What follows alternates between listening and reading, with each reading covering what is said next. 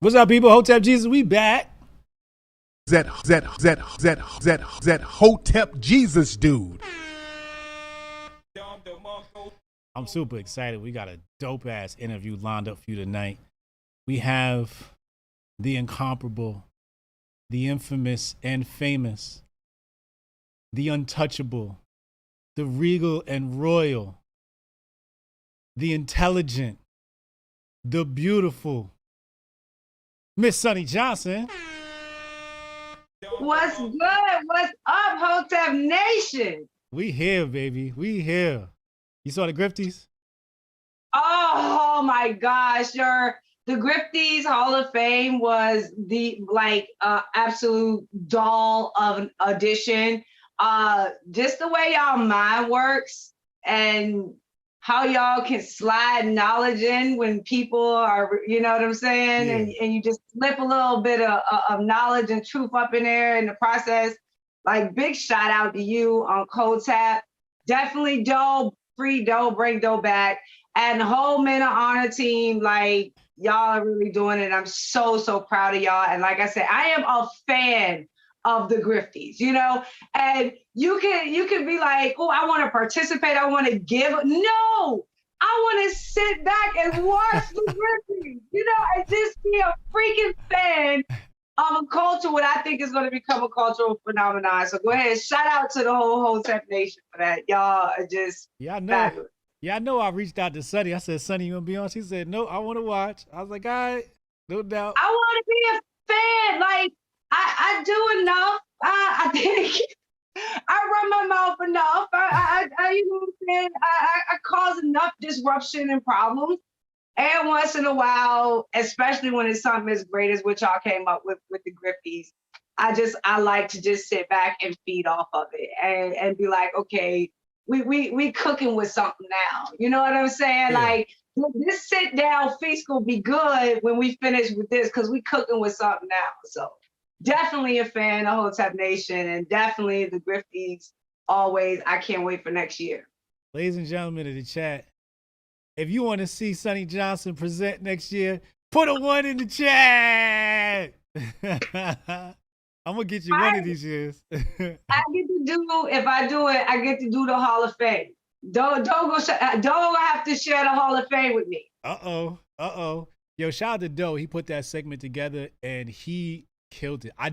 So when we recorded it, we was in the next room over and I didn't want to listen. I wanted to be surprised.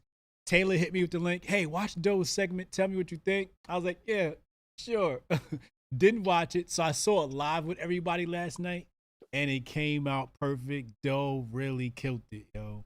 If you don't remember, or if you didn't follow Doe when he was on Twitter and they kicked him off, assholes. But he was one of the best at taking history, making it combine with culture and giving it the economic acknowledgement that it deserved. So he was really, really able to take a historical event and really turn it into something special. And I really, really miss that on my feed. And you think about that in terms of when you're thinking about censorship. You think you're just removing the shit that you don't want to hear. In actuality, you're really removing shit that could really be life-changing in how you see things and how you view the world. So it goes back to like that old saying, it not only cheats the person that is talking, it cheats the person that is listening. So we need to understand that as we move more and more towards censorship. Oh, absolutely. Fudge Mayo, thank you. He said, Sonnie, glad to see you back. Also with the study of law and treaties, why are you not nationalized as a Moor? Go Luffy, Hotep and build. I mean, the whole Moor thing, I have a lot of questions. I need to sit down with a Moor who understands this stuff. I need to sit down with an attorney, and I need to understand what I'm giving it up, because in some ways I like being an American. It's some perks, right? If I'm in a foreign nation and I need to go to an embassy and I say, hey. Unless Joe Biden president, you might be shit out of luck. You know, better make sure you try to use that American privilege when you got the right president in. Cause you know, like they called Trump and like, yo, Trump, I'm hemmed up. Trump like, all right, bro, I got you. Call Biden like, you better get a flight. You better get out on your own. Like, we ain't coming. So you know, you just gotta be cautious about when you're using that American privilege and know what president you got in office. Unless you like hanging with Hunter or something, then they might come get you. Cannon Hotep said it's about to get lit. Oh yeah, baby. Greg Buller. Shout out to Cannon Hotep. He came through my show and killed it. Yeah, so, make sure y'all check that out. Cannon Hotep graced Sonnie Johnson's platform, Patriot Radio XM. Did she say that?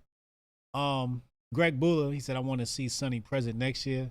Oh yeah, don't worry. We're gonna get it one of these years. Sonnie Johnson. Hey, I might fuck around and try to get a griffey this year. Let's go. Yeah. I want to nominate. I want to be nominated. What's up? Word up. That's the attitude. That's what I love to hear. Sonnie, I have a wonderful conversation lined up for you today.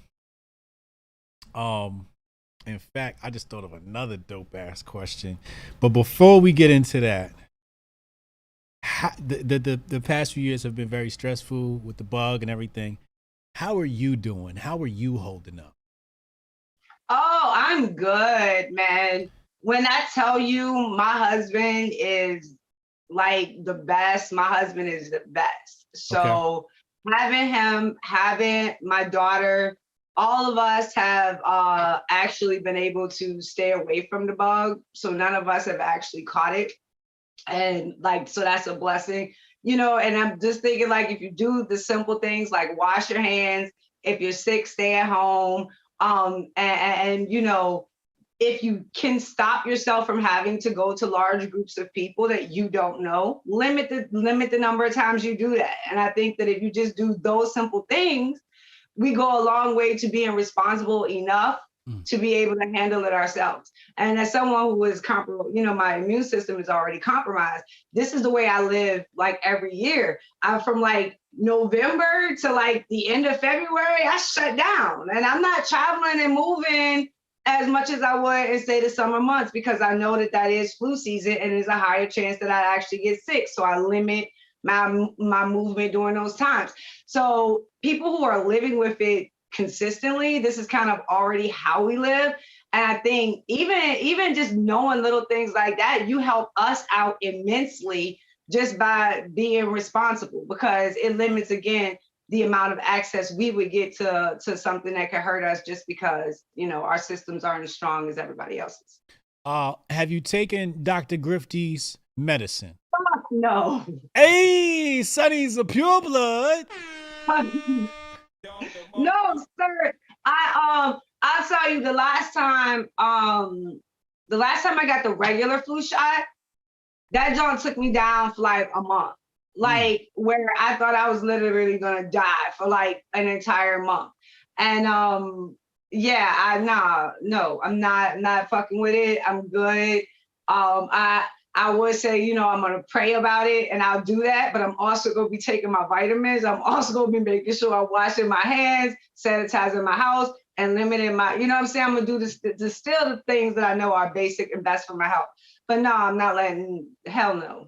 That's hell wonderful no. news. And I love it when they're like, well, Trump came out like, I don't give a, what makes you think I care that Trump came out with it? Like, I'm not you. I don't turn and change my mind because of what political party is in power. If it was no one to fucking Trump, is no one to fucking Biden. And guess what? If the next president come in, I don't care what his name is. The answer's still gonna be fucking no. So like, let's stop. Me and you are not the same. I'm principled, you're not. That's what the difference is. Stop playing with me. Shout out to my pure bloods in the chat. If you're pure blood in the chat, hit that #1 button. Libre TV says, shout out to Hotep and Sonnie, two of my favorite people. Welcome for a tenant. What up, Saul? Saul, we still got to talk. I got my book right here. And I got notes. The first Americans were Africans. I'm ready whenever you are. We're gonna make that happen. Sonnie, you tagged me in a tweet. You said you said to me, You wanted to make sure that we spoke about this. Do you remember that tweet? Yep. Okay, in that tweet, I said something along the lines of, there's no such thing as Black History Month, and white people are really just Europeans in a European satellite. Why did you say you wanted to talk about that? Black people don't have, we are just an experiment. We have just saw the experiment through the European satellite. Right? Yes. Black people have seen it. Yes. Yeah, Black history is just a Black experience in the European satellite. Yes, that's what I said. Correct. And that is the fucking truth. And if people could just admit that that's the truth, we would solve half of the fucking problems we're having now. Because this is legitimately what the left and the right are arguing about, that they actually fucking agree with. They actually agree with it.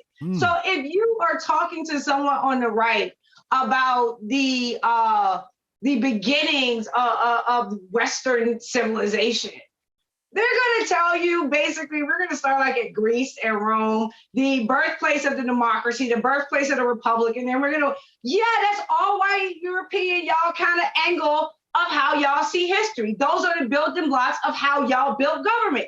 So everything you see is through that freaking prism. And yes, it is, because now they have ownership in it. Yes, that's what we created. Now, when the progressives say the same thing to them, okay, well, your system was built off of white supremacy. Oh, no, it's not. Wait a minute. You just freaking told us it was. See, here's the deal. Like, white people won. You won. So you got to write the history. And not only did you get to write the history, you got to pick which parts of the history to highlight. So yes, you did. Your people were victorious. You won. You wrote the history. What the hell are we arguing about? Because both sides are saying the exact same thing.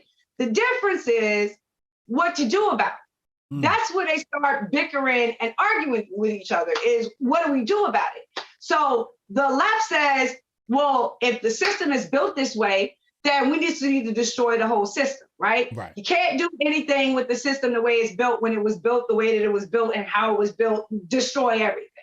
And then the right is like, well, no, we fixed it already. It's already good. It's already perfect. Like we got over that. Forget about the history. Don't look behind the curtain. There's not a man standing there. It really is the Great Oz. Like, this is what they do. Like, it goes back to understanding where Democrats think they want to build a utopia. Republicans think they live in one. Where they don't actually have to do anything or change anything or fix anything. That utopia just exists. And this is why every time Democrats smack their ass with reality, they're like, oh my God, I can't believe it. How did we get here? Yo, we've been here for a long freaking time. It's you who wasn't paying attention, because you were in your little small town, eating your apple pie, going to the baseball game, and everything was all rosy and good. And now fentanyl is sneaking all in your shit and killing everybody. And you wondering how the fuck we got here.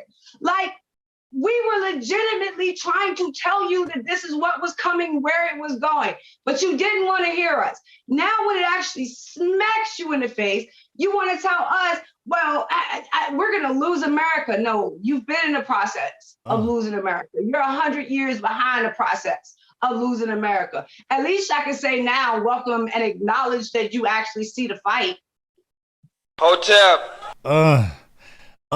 Bars. Sonnie, so you agree we live in the European satellite. And so when I think of history, right, I say history has to be taught in chronology, right? Got to teach it in order. And really, what I said was, it's not really Black history. There's American history with the omission of Black people, which creates the need for a quote unquote Black history.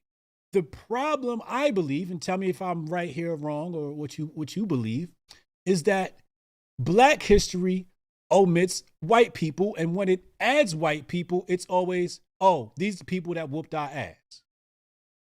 okay, you're completely right. But when you're like, okay, with chronological order of history, it's important that you do it in that order because the language changes. The language starts to fluctuate. Okay. And if you just calling everybody blanket conservative, blanket progressive, blanket like, then you're mixing up a whole bunch of people that don't necessarily belong in the categories that they were being thrown in under the names as we currently know them. Right. You know what I'm saying? So like the Republicans that freed the slaves weren't conservatives, they were radicals. Mm.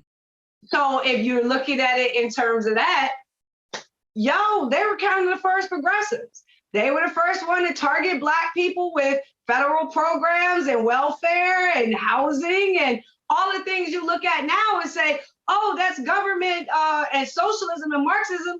All of those first things were introduced by Republicans towards Black people. Mm. So if you don't understand the terminology, and if you're thinking back to the Republicans of slavery days as conservatives, no, they weren't. They were the radicals of the time. Mm. And if you're not going to be able to actually look at history kind of in that chronological order, then you're going to miss a lot of the fluctuations. And those fluctuations especially come when when it comes to ideology. Now, if you talk about Black history or you talk about white history, this is the thing we need to understand about Black history, right? We didn't have a fucking choice.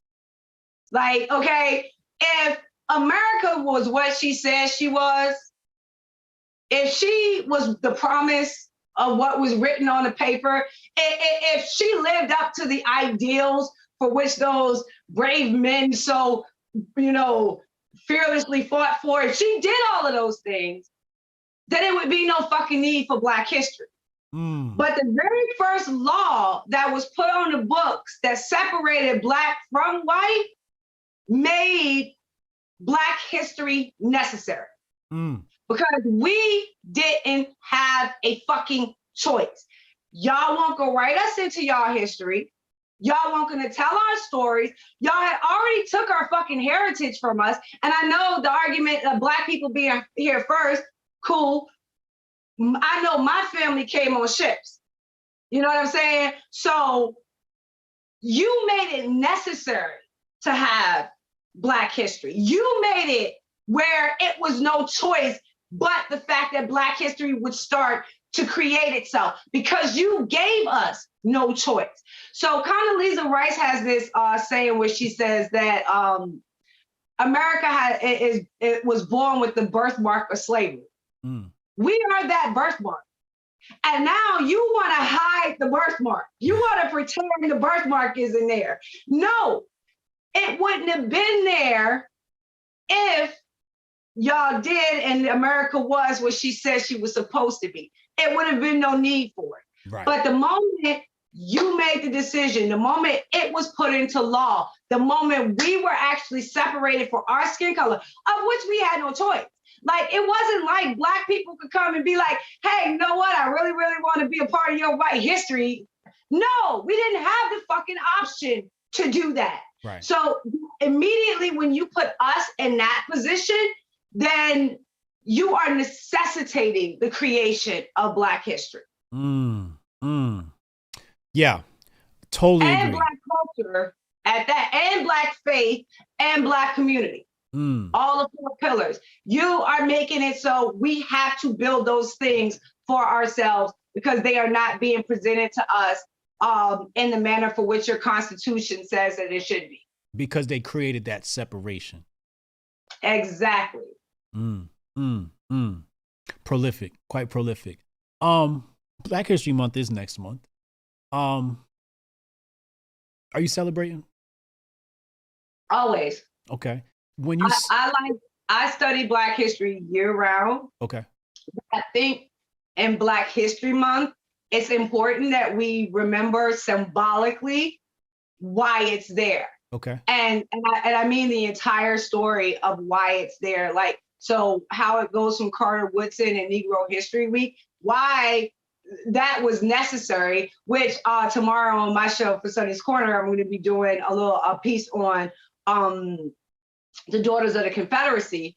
And really the Daughters of the Confederacy are the ones that really pushed Carter Woodson into a position where, again, Negro History Week had to be created.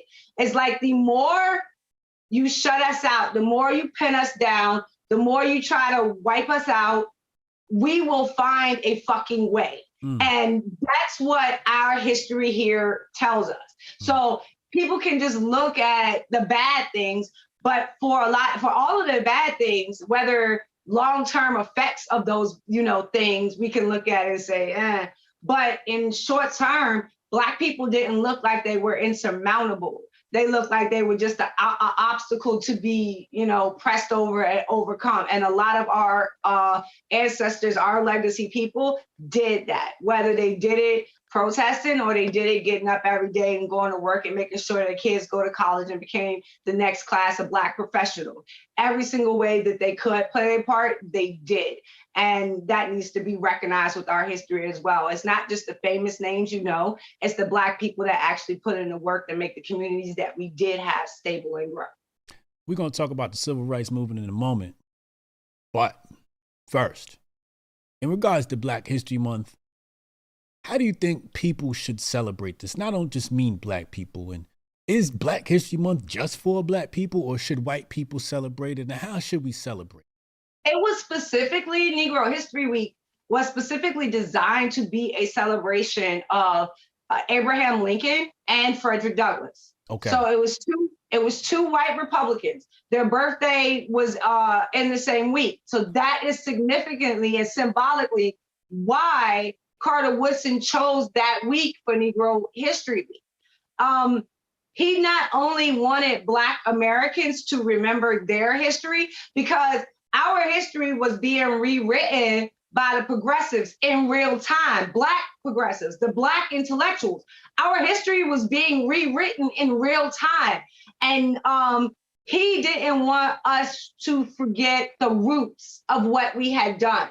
Fresh off of the plantation with real slavery, real white supremacy, KKK, like with all that in our face, look what the fuck we did. Look what we built. That was the part he did not want us to forget. And he wanted to significantly make sure that Lincoln was included in that, because we didn't do that alone. So if you go and look at a lot of the HBCUs, they're named after white Republicans, because white Republicans were the ones who either protected the places where the schools were put up, got the financing for them, or were like the biggest supporters in making sure that they were able to run and grow and flourish. So a lot of the HBCUs were actually created by white Republicans. If you look at the NAACP, the very first chapters were mixtures of white Republicans and Black Republicans, until it started to be coveted by the Black intellectuals and they came in and took it over. So it was things like that Carter Woodson wanted us to remember. He wanted us to remember not only Black history and what we had accomplished, but Republicans, what we had built and what we had created together. And I think that is even more important for us now to understand how that promise was never fulfilled. So think about this, right? Carter Woodson, in his day and age, created a national holiday to honor Black and white Republicans. And the simple request that he gave was, remember our mutual history. Remember what we have done together. Remember what we have shared. Remember what we have created. That promise still hasn't been fulfilled. It's such an easy promise just to understand and actually know Black history. Because if you know that section of Black history, you know Republican history. Because most of the Black people were Republicans. If you know that portion of history, you're learning the history of your party.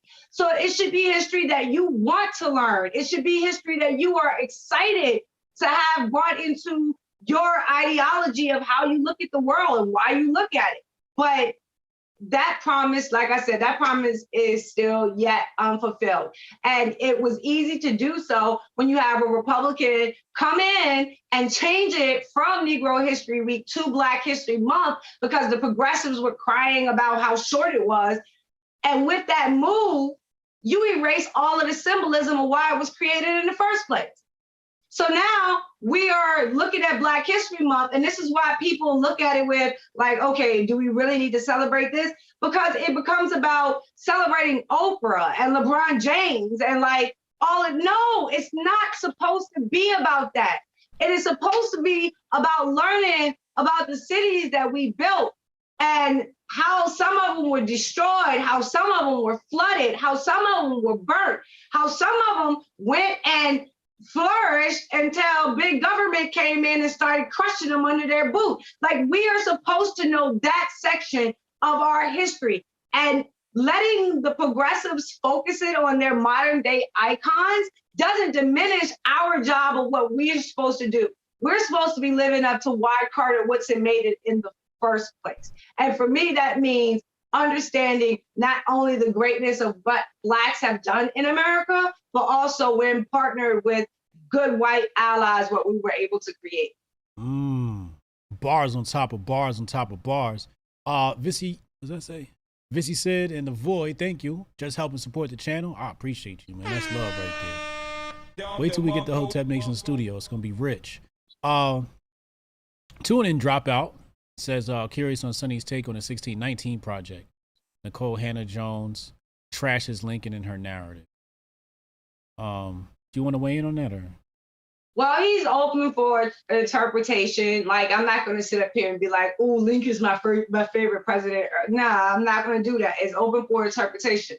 In my estimation, people don't give Frederick Douglass enough credit for how he stayed on Lincoln's ass. And if it wasn't for Frederick Douglass keeping his foot on Lincoln's ass, then Lincoln might not have had the courage and the backbone to actually go through with the Civil War, finish it off, abolishing slavery. Because for a long time, his biggest thing was just keeping the Union together and not really actually trying to abolish slavery.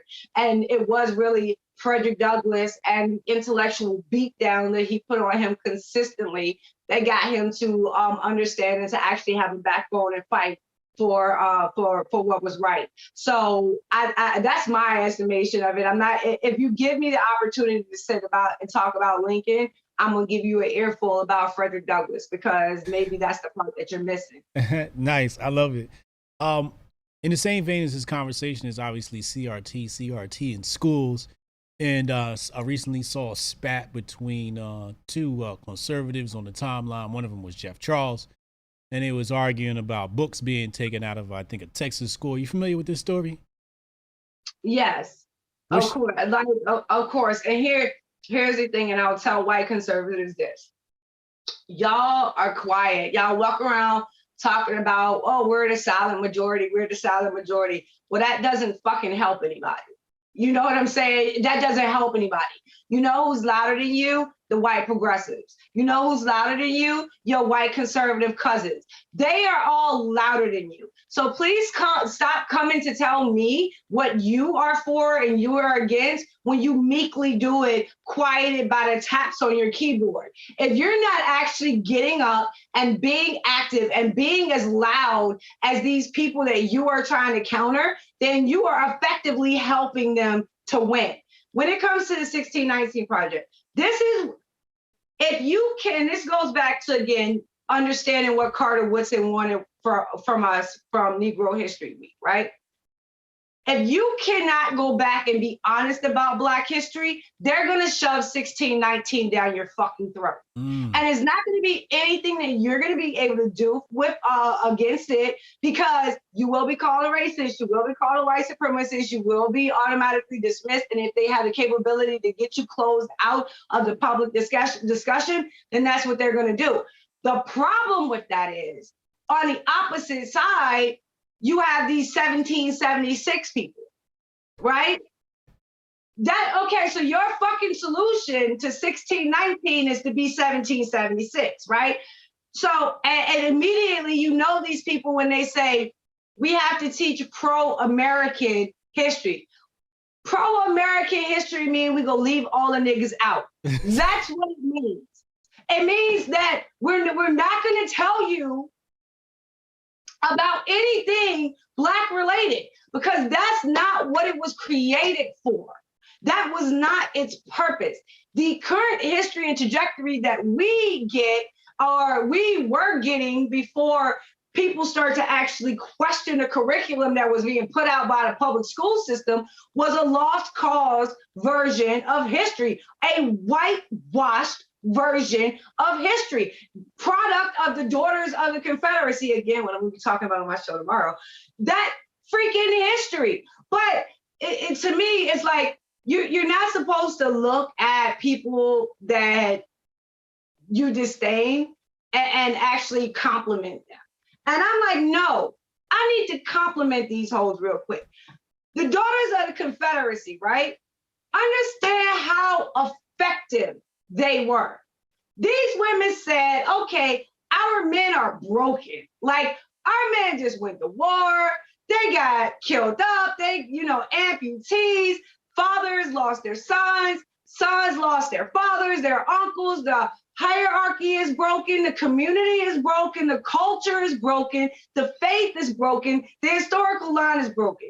Anybody who knows me knows that those are the 4 pillars: history, community, culture, and faith. So all of those 4 pillars were broken. They come along and they're like, no, our men got some issues. So you know what we're going to do? We're going to rebuild our men. That's what we're going to do. So we got to give our men some history that they're proud of. They just lost the war. No, their generals were great. They were fabulous. We're going to get military bases named after them. We're going to get, and now they become folk heroes instead of traitors to the country, because it was for a sense of rebuilding the connection, the cultural connection of white men in the South. And then it just spread through every single aspect of a culture where they're having civil rights reenactments, and to the pulpit where there was like, there was a mutual love between the slave and its owner. You know what I'm saying? I'm like, this shit ain't, come on. But they were able to infiltrate every one of the 4 pillars and heal their men. And through that became a curriculum that was taught throughout the entirety of the country, because they were the biggest investors and distributors in modern textbooks. So you can look at them and hate what they did, the way they bastardized history, but if you actually study how they moved and how they did the work, they had one of the most effective organizational movements in this country. And the funniest part about it, it was so effective, no one even talks about it to this day. Yet, everybody is still fucking fighting over the statues that they erected. Ooh. So the statues being torn down, many of them are results put up by the Daughters of the Confederacy. They were put up mostly in places that faced Black communities. So if you actually go and look at the location of a lot of the Confederate statues, they're actually put up to face Black communities. And it was meant to be like, we got it back now. We're in control again. We running this again. Like, yeah, we lost the war. Y'all got y'all little freedom, but no, we control the politics. We control the culture. We control the education. It was their sign of telling the Black community, we may have lost, but we won. And that's what a lot of the statues meant. And that's why a lot of them were placed near Black communities. Do you agree with the taking down of the statues? And why do you think they are taking down these statues? I'm not gonna fight about whether fuck not they take down the statues. Like, I'm not, okay. I am not gonna be sitting up here and arguing with people about statues. Most of us ride past them and don't know what we're looking at. We don't care to know what we're looking at. I would much rather spend time trying to teach history than arguing with people about the validity of whether a statue should remain or should be taken down.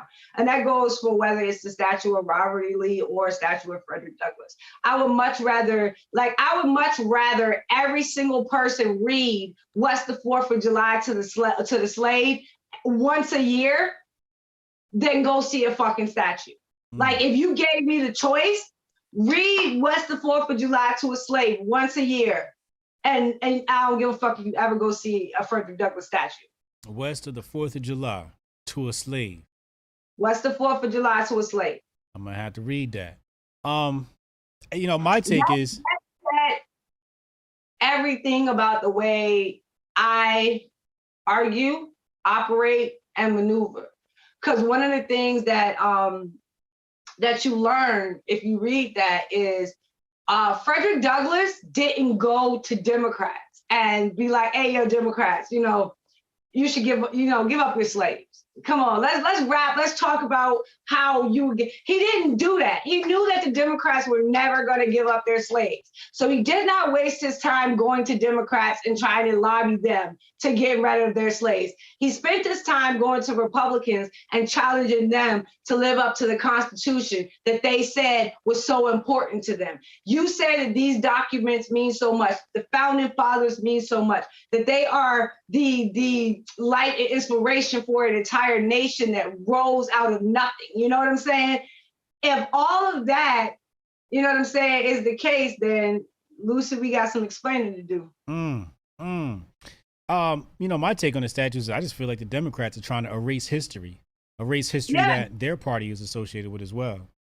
Yeah, and you say that, and I understand the argument, and I think it's a true argument and is a true statement.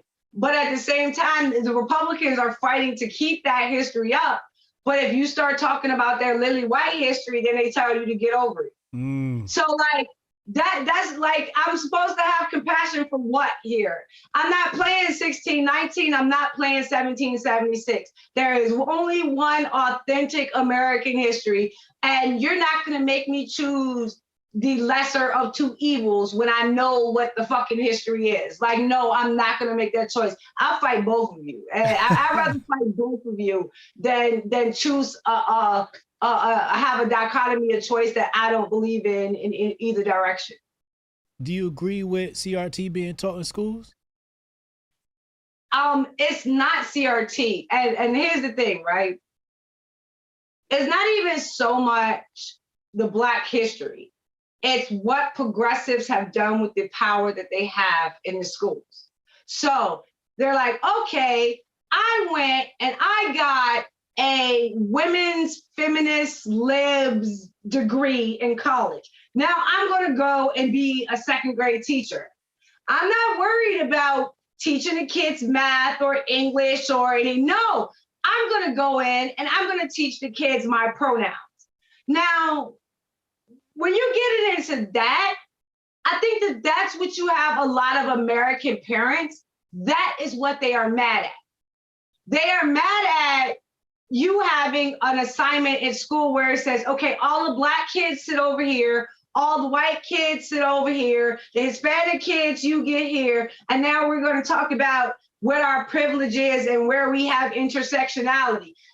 That is what most parents are like, this is what I don't want to see. That isn't CRT.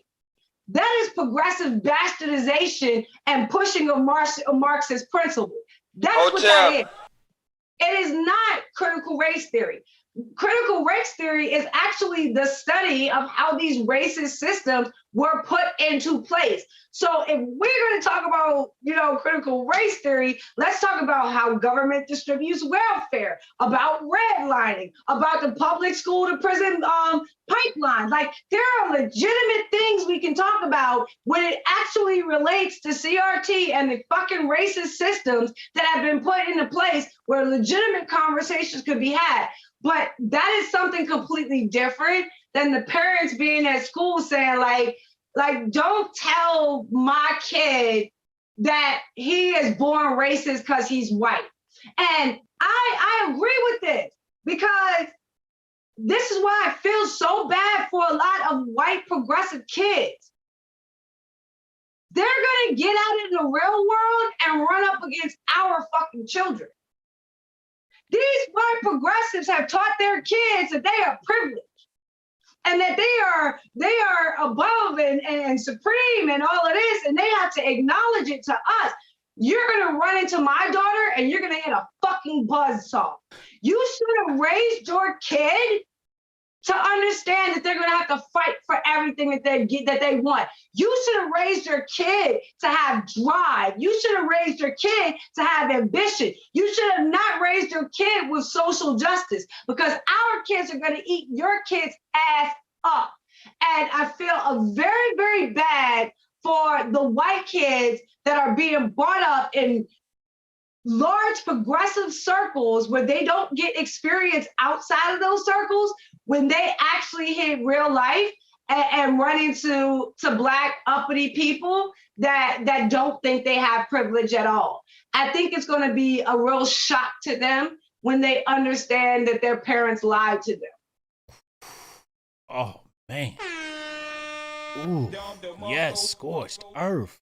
I spoke to my elder, Dr. Kaba Kamene, about this, about CRT, and he said something prolific to me. He said, CRT is a college course. He said it might even be postgraduate course.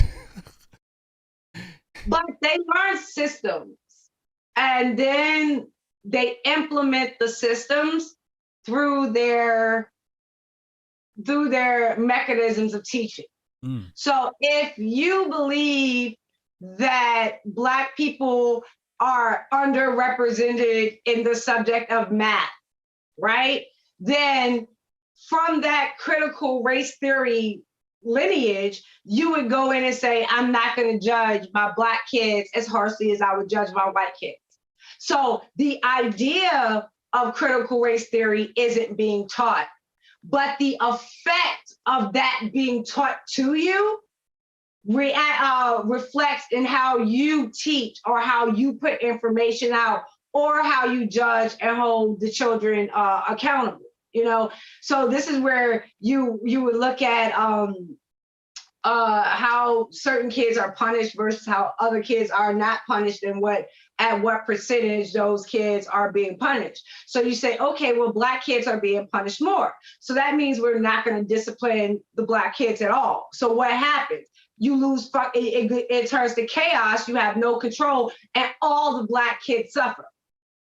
So the problem is not the study of the systems, it is their solution to it. And there are conservative solutions to be able to handle some of the systems that have been put in place that are detrimental to Black America. There are conservative answers. And just because the answer provided is provided by a progressive doesn't mean the entire subject matter is not worth discussion. No, it just means that you have to be able to present an answer coming from your ideology. And for conservatives and Republicans, the answer is so fucking simple. Learn your own damn history. Like, if you learned your own damn history, then they couldn't beat you over the head with your history. Like, it's really that simple. And right now, they're legitimately shooting you with your history. And you don't know how to deal with that. And it's just like, pick up a book, man. I just think about my kids when they go to school. Last thing I need them to learn about is that stuff. I need them to be experts at math and science and English, and what's going to be able to allow them to build. I'll teach them their history. I don't need no white progressive teacher. My kids know history. I like the fact of when they teach them, and my daughter comes in to tell me that I can show her where the buzzwords are.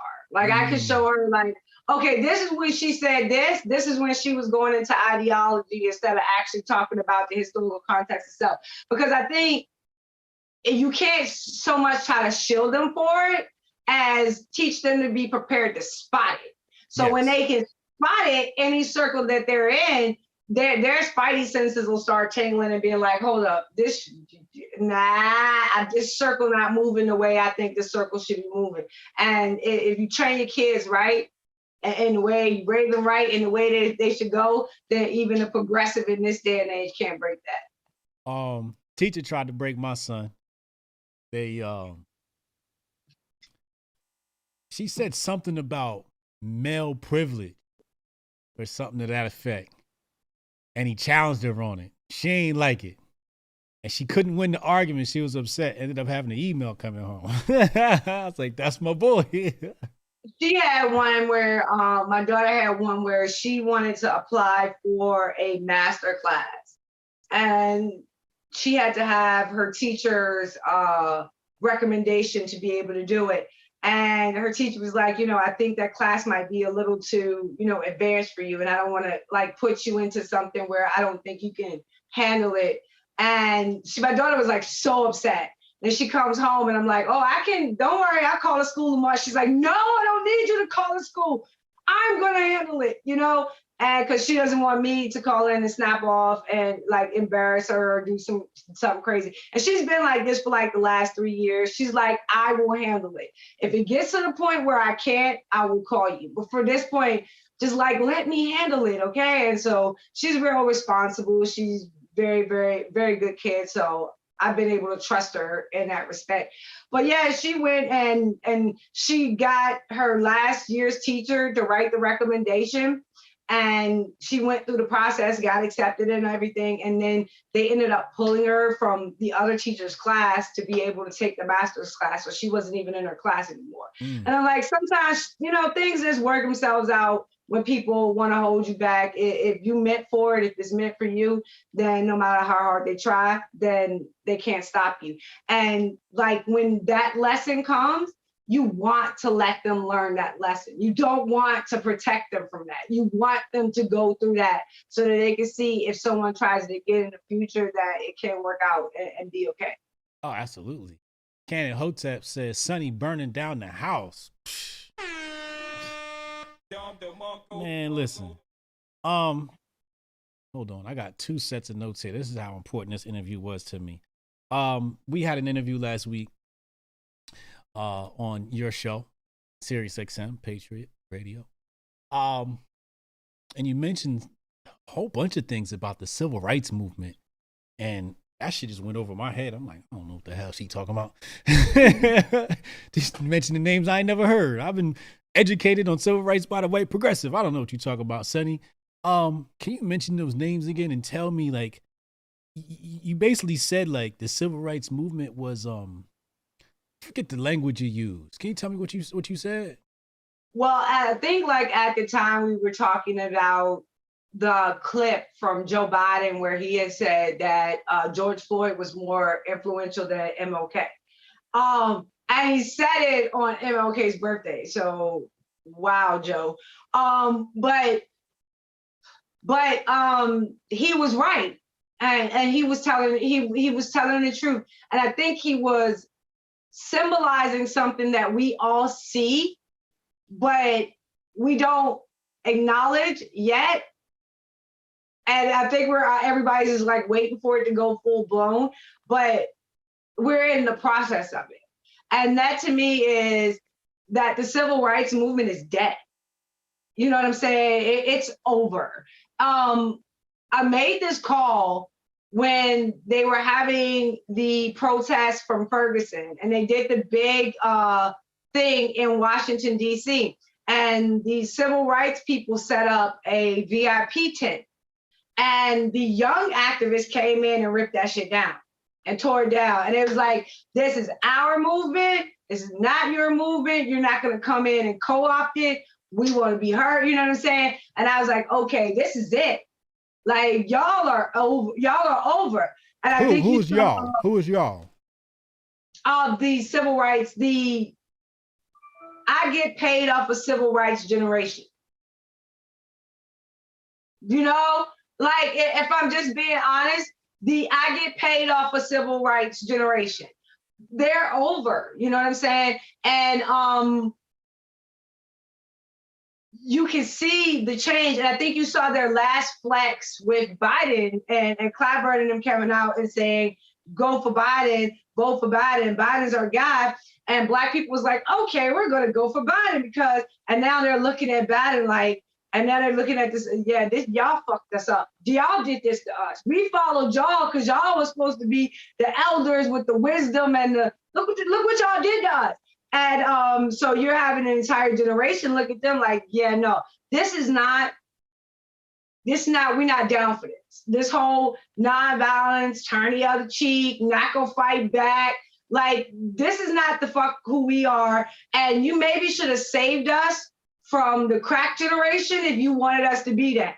You know what I'm saying? You let us go through one of the most violent, destructive generations we could have possibly went through, and then coming out the other side of it told us to be nonviolent. Who the fuck are you kidding? Like, you put us in this position to make us the beast that we are.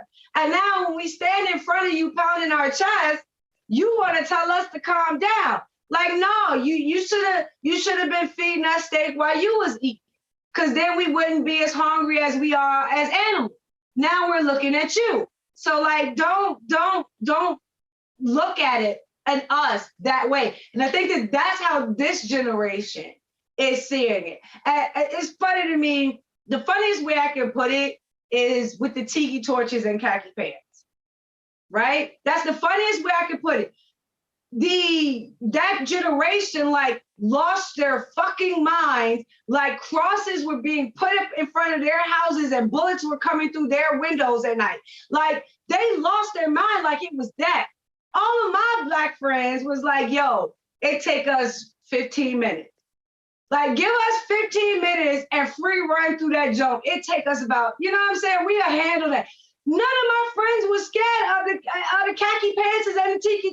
Nobody. Real talk. So Real talk. you are dealing with an entire different generation, and that's going to come across as well in the activism. And that's, I think, what you're seeing now is you're seeing that switch.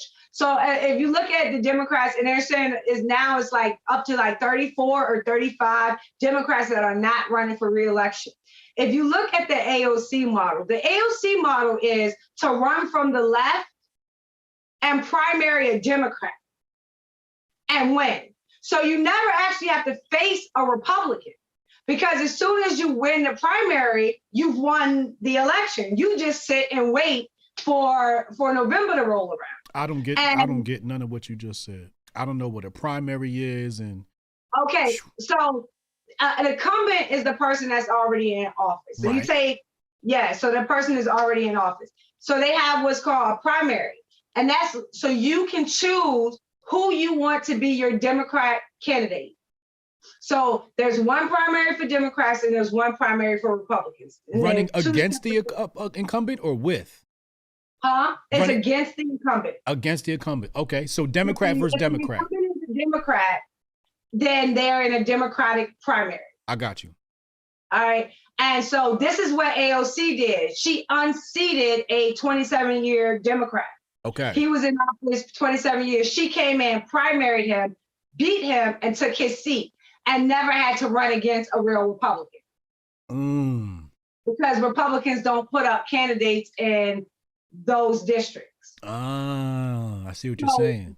This was their formula that they have been following. This is how you got Cori Bush. This is how you got Omar. This is like every single one of them. They didn't have to go through a strong Republican candidate. All they had to do was remove the Democratic incumbent. Now you have 35 Democrats incumbents that are just saying we're not going to run anymore. Who do you think is going to run in those seats? The Democrats. Now they don't even have to primary them. The Democrats are just walking away to let the Democratic Socialists come in and take the seats. If Republicans aren't going in to actually challenge the seat, you're going to see the size of AOC's caucus grow substantially after this election cycle. While you have Republicans running around, clapping their hands, thinking that they won something, they are going to see the AOC wing of the Democratic Party metastasize and grow, and they're going to do it without ever facing a Republican.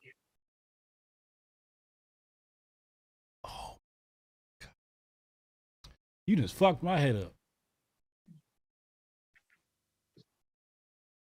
Okay, so we have the midterm elections coming up. What is that? That is that's going to be the entire House of Representatives is up for election. So every 2 years, the entire House is up. Every single seat, every single 2 years. The Senate rotates in 1/3 blocks. So this year, it will be 1/3 of the Senate seats will be up. In 2 years, the next third will be up. So that way, it's always a rotation of senators, and it's never a completely fresh body of senators, where there can be a completely fresh body of people in the House. But they reduced that from happening with the Senate. But it's no presidential election. And that's why it's called a midterm, because it doesn't have a presidential election. So basically, in races like this, it's to see if the party that is currently in power is able to maintain that power, or if it swings back to the opposing party. And that's kind of the significance of it. And for people who are political junkies, it is basically the kickoff to like the 2024 election, because all of that starts right now. What do you mean that all that starts right now? Like the campaigning? Fundraises the most, who goes out and campaigns for other people, who can garner popularity, who can make the best connections, like who can secure the biggest volunteer base from places that they go. And that tells people a lot about whether they have hopes to run for president or not. So if you're able to go out in 2022 and help Republicans win 80 seats, then it starts to look good on you, like you're a viable candidate for 2024. So that's what you see a lot of Republicans jockeying for now. That's interesting. Okay. I'm learning a lot right now. So some people have spread this conspiracy theory that they're easing up on the pandemic restrictions because of the midterms. Is that valid, or is that like a distraction, or is that completely missing the point? I think that they're easing up because they couldn't get the money they wanted. I think that once they realized that the payday wasn't going to come in, they realized that it was expedient for the Democratic Party as a whole that they let this charade come to an end. But I think that it would have came to an end if they would have got the money passed. You know what I'm saying? What do you mean by the money pass? If they got the Build Back Better and the huge influx of all of the money that they wanted, then it would have ended after that anyway, because the whole point is to get that money. And that was the point. So once the fight for the money ended, the fight for COVID ended. So it doesn't have to be as maniacal as they're just doing it for an election. No, it was in place and locked and wanted us to be scared to death and frightened for everything that they taken away from us to be given back to us, that we would just give them this money. And the money didn't come. And without the money, what's the purpose of fighting? Yeah. Oh, wow. Are y'all learning? Chat, what up, chat? Y'all there? Press 1 in the chat if y'all there. Y'all learning? Are y'all taking notes? Because I'm learning a lot. My political science acumen has just gone up at least 10 experience points. Okay, so midterms are coming up. What can we expect? What should we look for during this time period? For me, I think you're going to see Republicans, the Liz Cheneys and the Mitt Romneys, take over their party. As far as Republicans, the old rhinos. Yeah. Okay. They're gonna take over their party. They are the ones with the money, the fundraising, and the infrastructure. Like conservatives you can think you got social media, you can say we got Joe Rogan, like you can do all of this, but if you don't have the political structure to run caucuses, to like actually make the trains run on time, then you're going to be subject and whim to the people that do have that infrastructure. And I laugh because everybody is so like at the point where they're like, Ronna McDaniel. No, it's Ronna Romney McDaniel. Don't you fucking forget that. Like, that's his niece. So that she, or yeah, I think it's his niece. She's in his family. So just because she removed the name so that you forget the connection, don't forget the fucking connection. Like, these people, they are not playing this short-term game that these little like scalp pullers on social media, they're playing a petty little short-term win nothing game. Liz Cheney isn't playing that game with you. That woman's too smart to play that damn game with you. Dick Cheney raised that woman. The fuck is wrong with you? And you think she's doing what? Not planning to take over every single thing she thinks that your team stole from her? Like, get the fuck out of here. You're gonna see, and this is the funny part, right?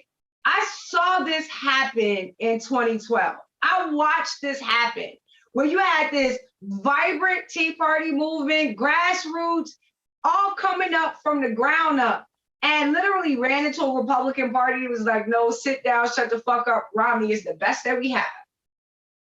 And you saw them able to convince this huge group of grassroots, self-mobilized people that Romney was, in fact, the best that we have. And I'm just like, yo, when you are able to do that and to understand your base that well, that you're able to pull something like that off, it makes me have a different respect for how I look at Republicans and the fight that really needs to come to Republicans, because they're smart and they know what they're doing and they know how to play this game. And I don't think that the grassroots has a fucking clue about how to move against these people. So the two teams are what? It seems like there's the old guard with their children, and then there's, who's the other team? You said this grassroots, or? Yeah, it is. I'm actually looking for something because take your time to find it. It's an interesting article that is written by a guy named Josh Hammer. He is the news editor over, or the opinion editor, I think. Yeah, he's the opinion editor over at Newsweek. Okay, so Newsweek is a right-leaning publication. You know what I'm saying? So it isn't like one of these lefty counteracts. Okay, he wrote this article called "The Only Path Forward is a National Conservatism." After this is over, I'm going to post this article on my Twitter timeline. If you get the chance to read this, go through and read this, because they tell on themselves. You know, they expose themselves in a way that I think if most conservatives actually read it, you would understand the game that is being played on you. But hold on, okay, let me find it. Yeah, take your time and find it. Dub Wills, and tell us what to look for when we read that article, because you know some people are ignorant like myself. Chat. Are you enjoying it? If you're enjoying this, hit the Don DeMarco button on your home soundpad. Hit the one in the chat if you're enjoying this. You think I'm watching battle rap every time you do that. What's that? URL with Smack. That's my guilty pleasure when I need to get away from politics before I strangle somebody. I love battle rap. Did you find it? I found it. Okay. So this is going to explain a lot to you about where we are now with conservatism. And if you really understand it, you're going to understand where we go next. Okay. So here it is. Any relevance of claims to either universal truth or empirical generalization notwithstanding, a political movement inherently arises in a specific time and place in order to address a set of concrete challenges. The so-called modern conservative movement is no different. Arising as it did in the early Cold War to address the circumstantial challenges of a menacing Soviet Union abroad and an overly tax policy at home. Oppressive communism's ascendance on the world stage, coupled with oppressive Eisenhower era marginal tax rates that reached as high as 91%, militated in favor of a Nazi and political movement that viewed liberty and freedom as preeminent organizing principles at minimum, and potentially even preeminent substantive ends to government. So what are they saying here? Because everybody wants to tell me that their conservatism is patriotism, it's the founding fathers, it's the Constitution. No, the fuck it is not.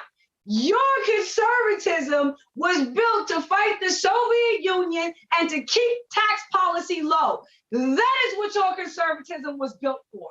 Like, stop trying to think that they have you attached to something the founding fathers put out as a principle. It is not. They played you. They realized they needed you to come along with them. So they gave you liberty and freedom and the flag and the, oh, look, but that was to organize you. It wasn't to govern you. They're not governing you under liberty and freedom. They're not legislating you under liberty and freedom. The only time they talk to you about liberty and freedom is when they are organizing your ass to vote for them.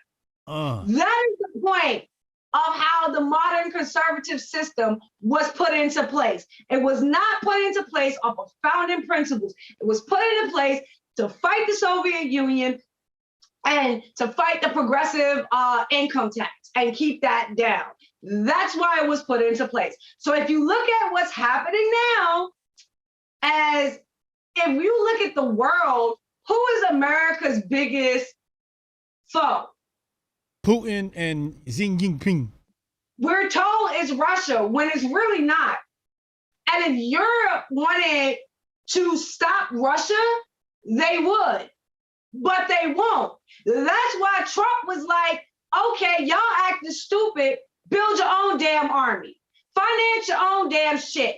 Be able to stand on your own, because y'all are making stupid, like, y'all are telling me Russia is so aggressive, but you gonna let them build a fucking pipeline and supply all your energy? That sounds stupid to me. You're making stupid fucking moves. So the truth is, Europe could actually have a cancellation force on what Russia is able to do if they wanted to. So that is the answer for Russia right there. And Trump tried to tell everybody that was the answer. The one we don't have an answer for is China. Right. That's the one you don't have an answer for. Yeah. And if you start to look at how China got to the way that, how China grew at the expedient rate that China grew, that was a lot of, let me see, free market principles. Yeah. That was a lot of free trade. That was a lot of, who was pushing these ideas? It wasn't Democrats. This was a Republican amalgamation being pushed. And that Republican idea helped the Chinese to bleed us of millions and millions and millions of manufacturing jobs. But that was all done under this idea of lessening the progressive tax burden and being able to have free and open markets, when in actuality, it was everything but free, fair, and open. But if they can get you saying the words, and if they can get you under the organizing principles of it, then you actually think that what you're doing is beneficial, until you actually look around and see how they've hollowed out your entire manufacturing sector. Then it's too late to do anything about it. That's facts. They absolutely have done that. They absolutely have. Thank you, Halim. She said, tag your favorite clip of Sonnie Johnson, Hotep Jesus on Twitter. Hashtag, did she say that? Facts. Brody, what up, man? Hotep. Miss Scott said, this lady is blowing my conservative mind. Hey, hold on to your boots. They try to hide her. They be trying to hide her. They be trying to hide her. I won't allow it. This is who y'all should have been pushing. Y'all could have won a lot of elections. If y'all had put this lady in charge, the whole GOP would look completely different. They wouldn't be able to say, oh, we got the black vote over there on the left. The black vote would be on the right. Okay, Sonnie. Let's come back to my previous about the midterms and what we can expect. Because you segued into that article. Thank you for doing that, because that was mind blowing. Because again, I'm ignorant. And no, they said that like they've already pre-programmed you. So like, you know how they went through that phase of, are you a nationalist? And then everybody was like, I love America, so I'm a nationalist. And everybody was like, I'm a nationalist. Nobody bothered for a fucking second to maybe think, okay, before I say I'm a nationalist, what ideology actually controls my country? Because at the moment, progressivism controls your country. Are you sure you want to be nationalistic towards that? Are you sure that's a good idea? And I don't think that that's a good idea. And what I think is even more of a warning is when you see the idea of any kind of nationalism coming from the right. Because if a form of nationalism is coming from the right, then that means that they no longer believe in the republic. They no longer believe in the Constitution as it was written.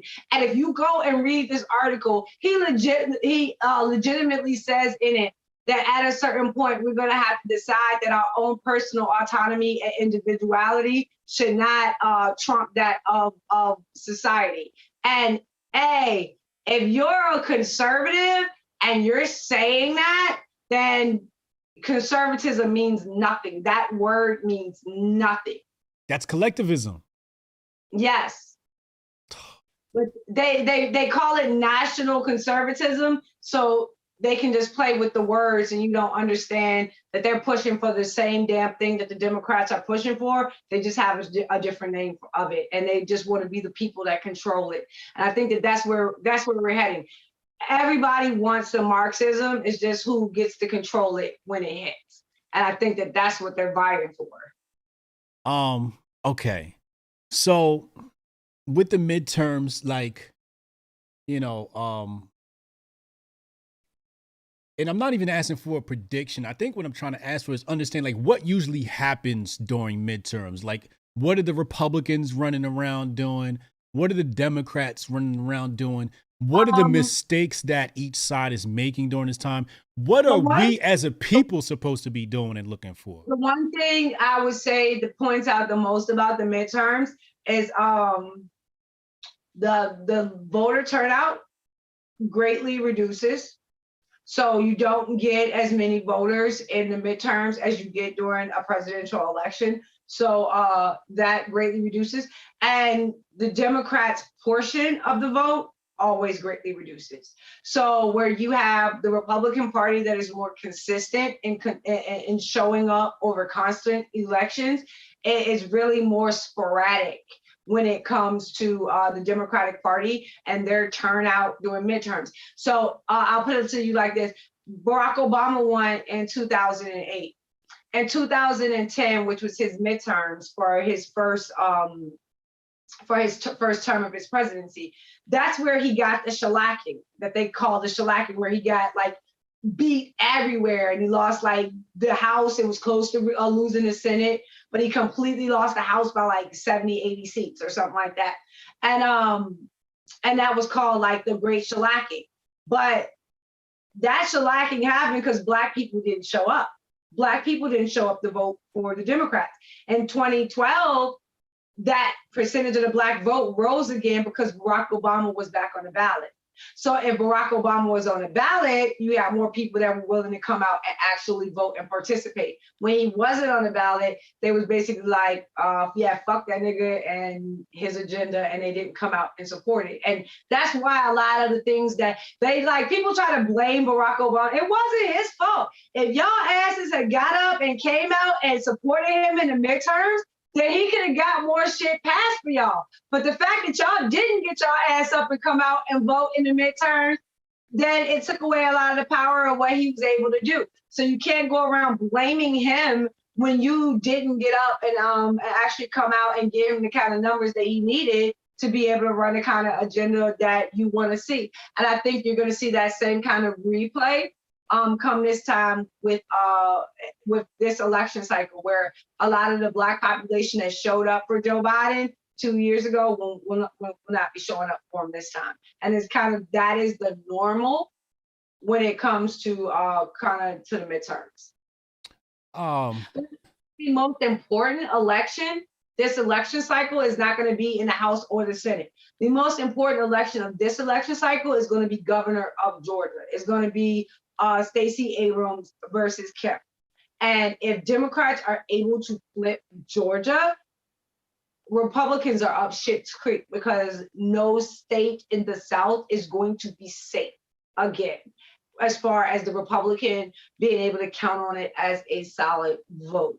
And if you look at the disadvantage of Republicans already coming in with the Electoral College, because the Democrats have New York, because the Democrats have California, and as the one substantial state, Republicans have Texas. Even Trump said this and recognized this. The Republican comes in at a disadvantage just because of the way that the states are separated. You can't continue to keep giving them states. Like at some point, you're not going to have any red states that are safe for you to run to. Herschel Walker, what's he running for? He's running, I think he's running for Senate in Georgia. Okay, Senate. Okay. Damn, Sonny, you know every fucking thing. All right, so just to summarize and make sure I understand this correctly, these midterms are usually good for Republican. Is that? No, they're usually good for the party not in power. For the party not in power. Yeah. So Trump lost the House in the midterms. Why is I'm not understanding. Why is that? Why is it for the ones not in power? Oh, because the people aren't showing up because they're guys in the House. And they're too busy claiming scalps instead of organizing. Or Barack Obama's blackface isn't on the ballot, so they don't show up. So there's different reasons, whether you're looking from the Republican side or from the Democratic side. Both parties have their challenges. But yeah, mostly that. And it's usually kind of a referendum on where you see the country going. You know what I'm saying? And if you think that the country is going towards stability, then you might not see as big a fluctuation in seat changes. You know what I'm saying? Seeing Joe Biden over 2 years being able to barely remember his name, I think you're going to see a really, really huge fluctuation in the numbers. Unless, even bigger so if Republicans actually competed in some of the areas that they have deemed to be unwinnable districts. You know, if they were to actually go in and understand the district, understand the problems that are in it, and actually provide conservative solutions, I think that they would be able to make a lot of headway. So if you look at like the city of Buffalo, New York, they had a Democratic socialist run as the Democrat and win the Democratic primary. So India Walton, she's complete Democratic socialist, open about it, rah, fiery, right? And she wins, and she actually lost the election to a write-in candidate. Republicans didn't run anybody, but the Black people that lived there was like, no, this bitch crazy, and we're not doing this. And they actually ran a write-in candidate. Once the candidate got up, then the Republican Party came in and was like, okay, we'll kind of help you do this. And they actually won. And they stopped the Democratic Socialists from becoming mayor in Buffalo, New York. So the Black community, I think, is very, very aware of what some of these people are trying to do. And if you give them the opportunity of choice, you might be surprised how many actually choose free market principles, growth, and ownership. Wow, this is the mayor of Buffalo, you're saying this race was? Yes. Buffalo, New York. Um, Lauren Elise said, Sonny is leaving me speechless. Thank you so much for this, Hotep. Oh yeah. Oh yeah. I couldn't wait to do this one. Um, we're gonna come back to elections. We're gonna go back to black people. Um, the civil rights movement has as a historical story, has W.E.B. Du Bois and Martin Luther King's name attached to it, and Martin Luther King is like, the face of it all. Who would you, when you think of civil rights movement, who do you think of? A. Philip Randolph. Who is that? A. Philip Randolph was was a union boss. So at the time, so you're coming off of slavery, and the industrial North starts to kind of explode, right? And along with that industrial North explosion came the spread of unionization. There were Black populations in the North that kind of had not experienced slavery. You know what I'm saying? And for the most part, most of the communities weren't racist. They weren't segregated. They were, just functioning communities, and people kind of mind their business and stay to themselves. But as the unions start to spread, and progressivism start to spread, and segregation start to spread, a lot of those practices that became popular in the South started to spread to the North. And one of the areas where it hit was the area of unionization. So at the time then, two of the biggest unions that existed were the AFL, which was basically like the white union, and the CIO, which was basically, it was a mixed union. It wasn't a Black union because there were a lot of white laborers who didn't want to be a part of a white union. They wanted to be a part of a mixed union. They wanted that.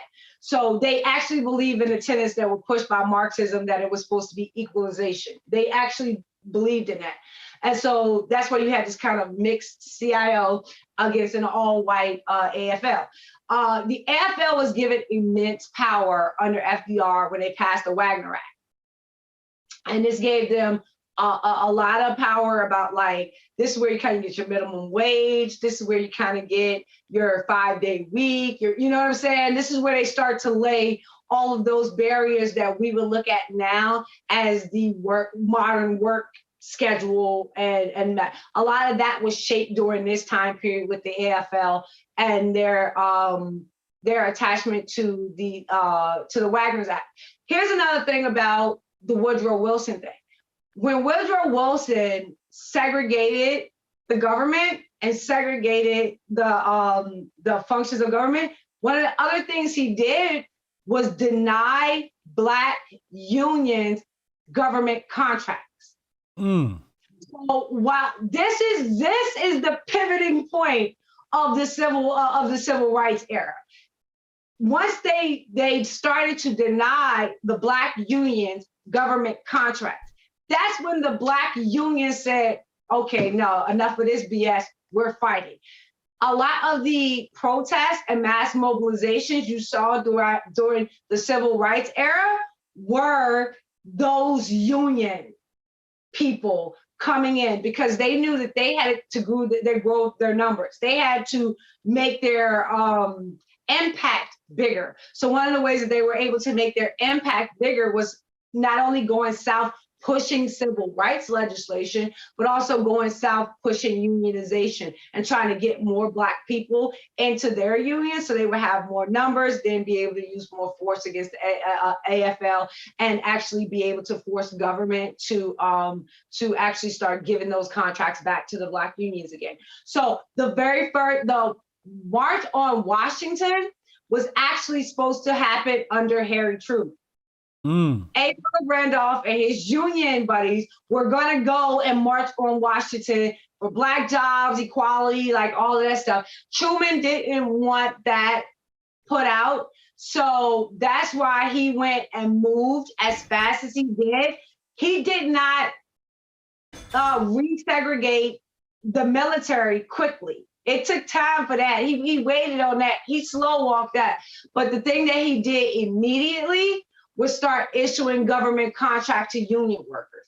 That was what actually stopped the first march on Washington and prevented it from happening, because they made that concession and A. Philip Randolph was like, cool, got you. We ain't gonna march no more, we good. So then the Supreme Court starts to weigh in on the Wagner Act and is like, yeah, no, they gave y'all motherfuckers way too much power. We about to start snatching some of this shit back. So now the AFL is like, wait a minute, we was running it because we had this power. Now you're taking this power away from us. And not only are you taking this power away from us, but you now giving the Black people government contracts too. You know what I'm saying? Like, you're screwing us. And then they got into their mind and realized, we can't do this by ourselves. We can't stay segregated. Like, as a union, it's not going to work. The way a union works is that you have the most people. The more people you have, the more impact you have. So this is the point where they started to realize that integration would be better for them than segregation. And if you go and you look at the AFL-CIO sign, it is literally a white hand and a Black hand joining together, signifying the pact that they made when they created that union and actually integrated. And then that's what you see turn into the Civil Rights March on Washington, where it was completely financed and put into place by the unions more than it was anything that Dr. King had to do with. Lord Jesus, God damn. We getting Black history today. We getting American history today. We getting white history today. Oh my God.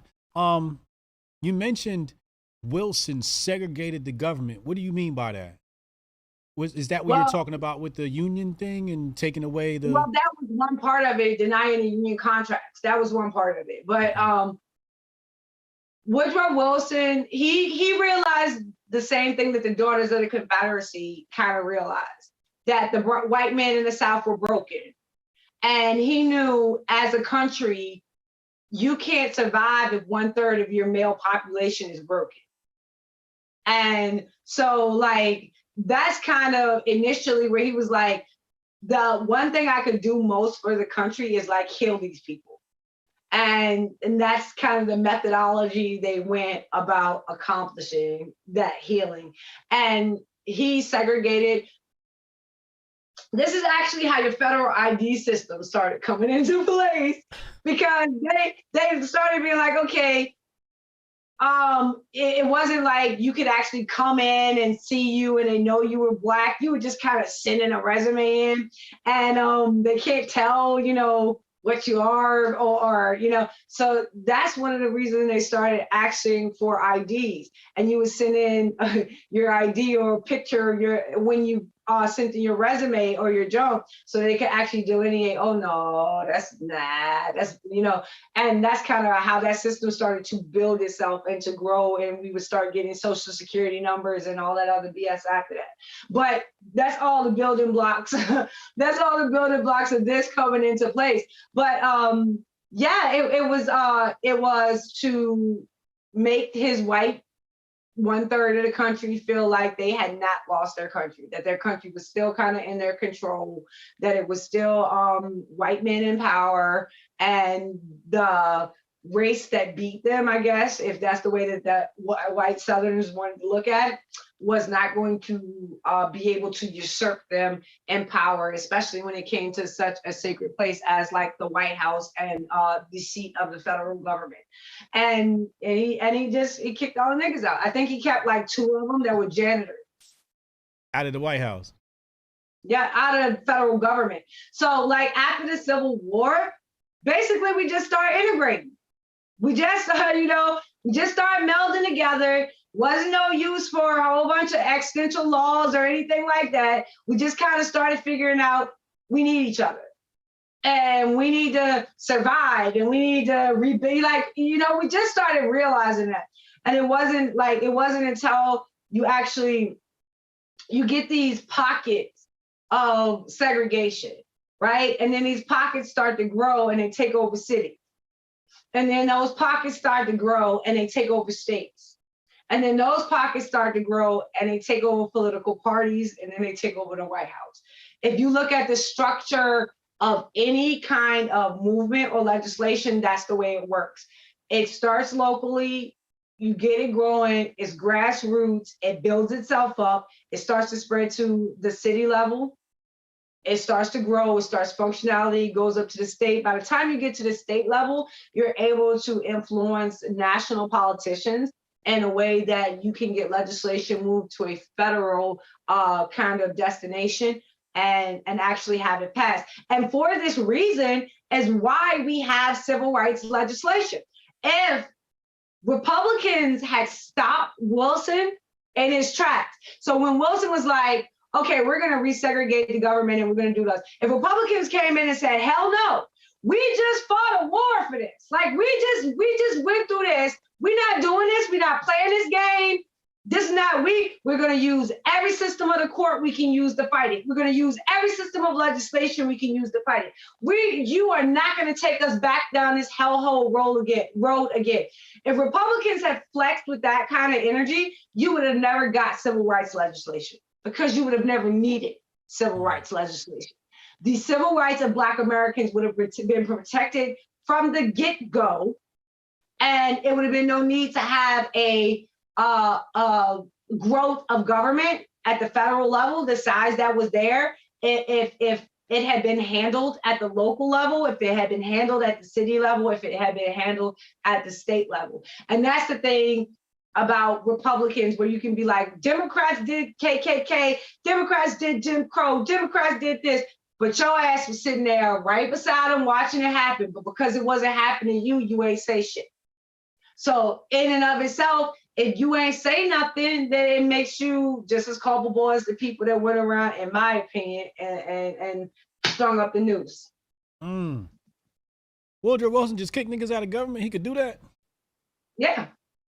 He's the power of the executive. He is the executive of government. He gets the amount of power that the president has when it comes to choosing the workforce, not just the workforce in itself, but every regulation that governs that workforce.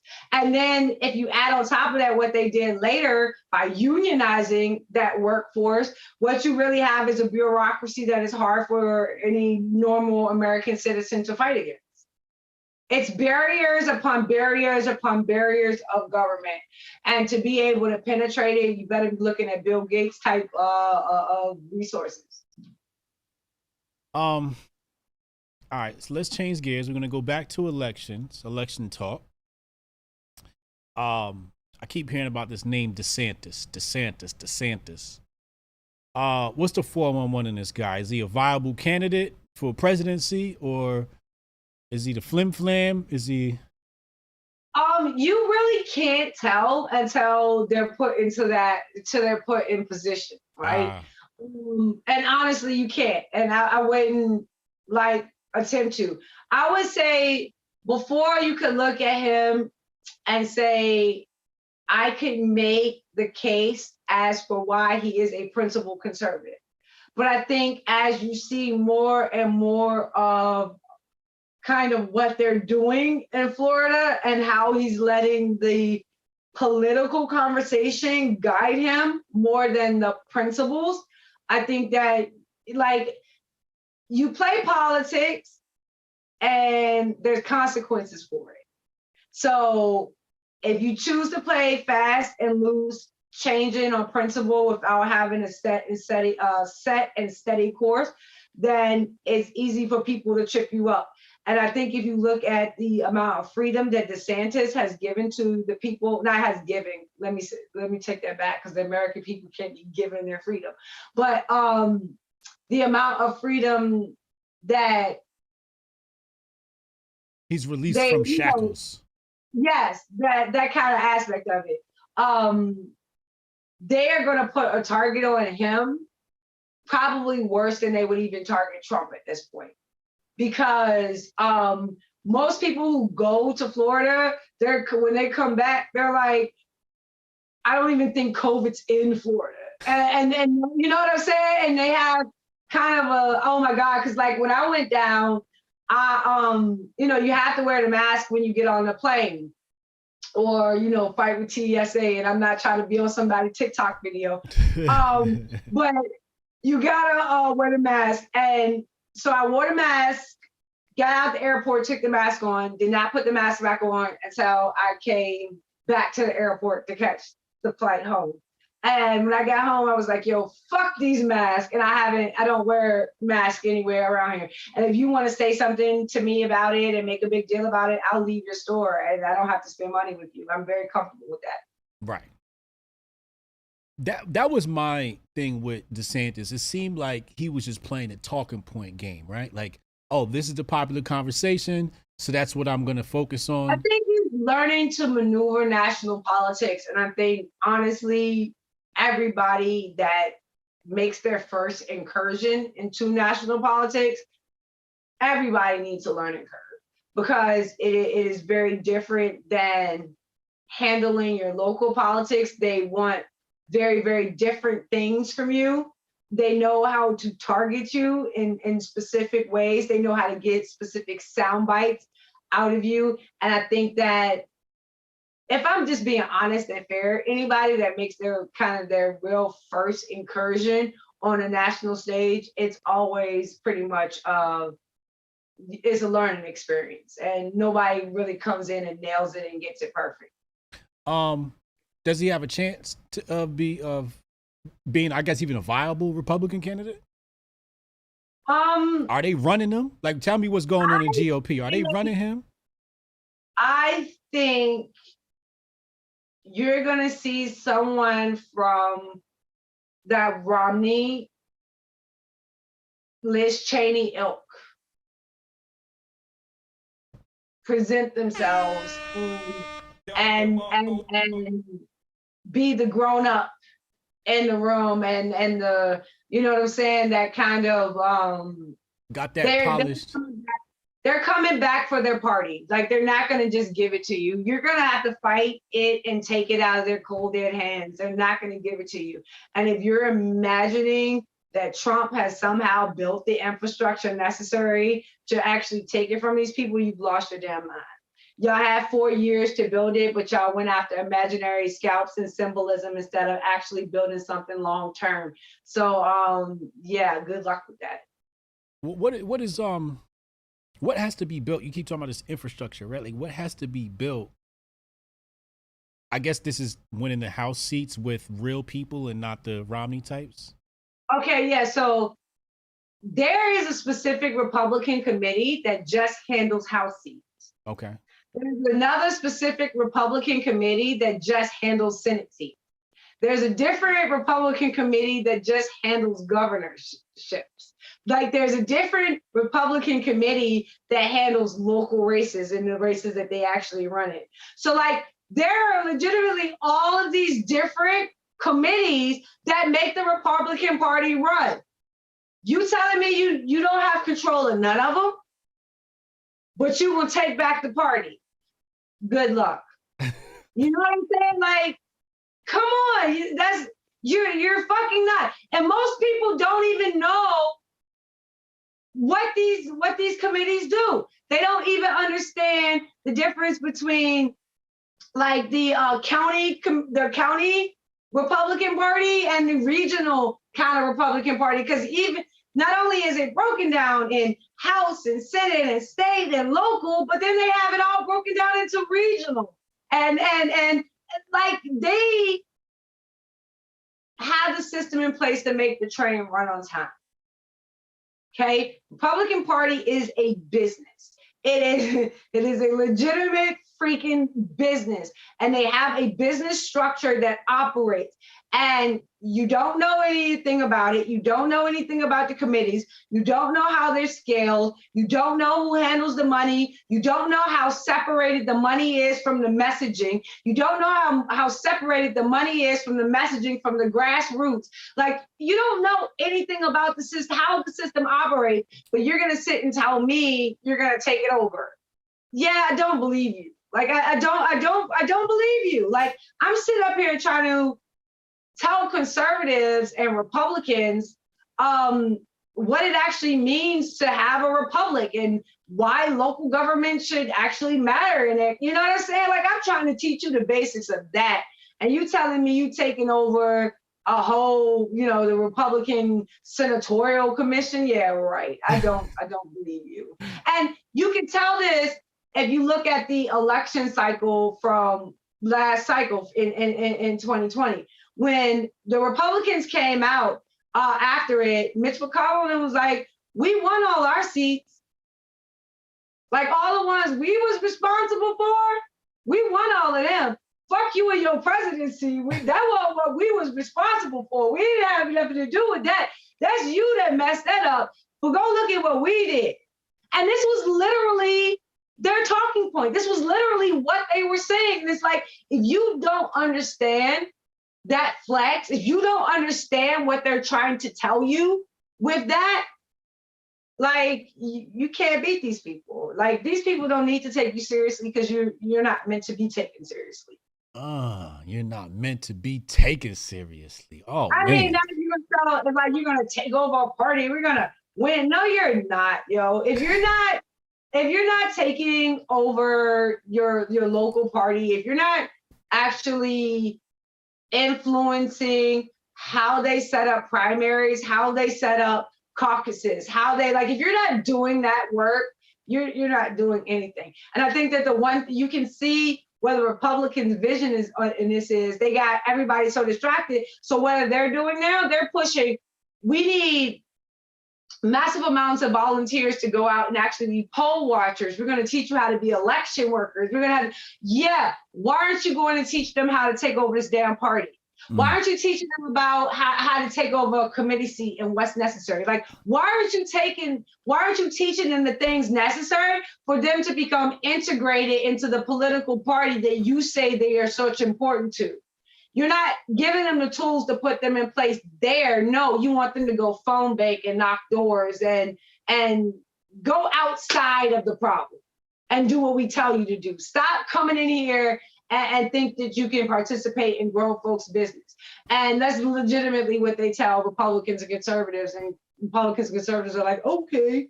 And they go knocking doors. Oh, this is so fascinating to me. Okay. So we got the DeSantis's of the world, right? And then we got the Mitt Romneys. I like to say, can I say the Pences? No, I think Mike Pence is just like a good guy. Okay. He seems so sharp though. Like, yeah, on point. I wouldn't. I would say probably he could make friends with both sides. And it would just depend on that day what side of Pence you got. You know what I'm saying? But I think that there is a great percentage of the Republican Party that can go either way. And I think that one of the best people you can see as an example is Dan Crenshaw. So Dan Crenshaw comes in and he's like totally the Trump side. He's like totally the outlaw, the badass, like, oh, that standoffish figure.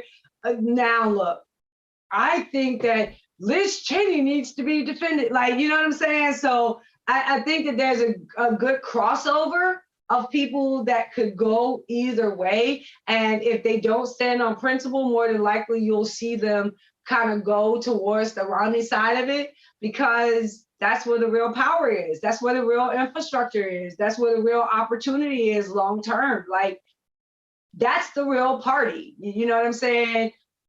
What the temporary flirtation with Trump that actually built nothing long term, nobody's looking at that as a model of replication. But understanding what they have built long term and being able to access your place in it, I think that's where you find a lot of the candidates often end up. Even if they didn't mean to or intend to, it's just kind of the way the party structures itself. What's going on with this Mitch McConnell cat and Biden and their relationship? I keep hearing about this. I have no idea what's going on. They're friends. They've always been friends, and you know how it's like we're supposed to think that they fight each other and they hate each other. They don't. They really don't, and they find ways to work together to protect each other. They can have knockdown, drag out fights, but in the end, they know if they leave one of the others unprotected or undefended, it won't be long before they're the other. And I think that that's why you find so many of them, like even with like the idea of the filibuster, and they're like, are you sure you want to do that? Yeah, I think we want to do that. But are you really, really sure? Because they're going to be able, and you know what I'm saying? It's that game that they play back and forward with each other. And this is what we kind of need to understand. Not only were they handed a game, they were handed a game, they took possession of the game, they reinvented and reinforced their rules of the game, and that's how we're operating now. If you do not start getting fresh new faces in that are learning that game, learning how to move, learning how to swag, learning how to talk to the parliamentarian and get them to put your bill in a short-term focus run. Like if you don't know the tricks that make the system work, again, how the hell can you take over the system?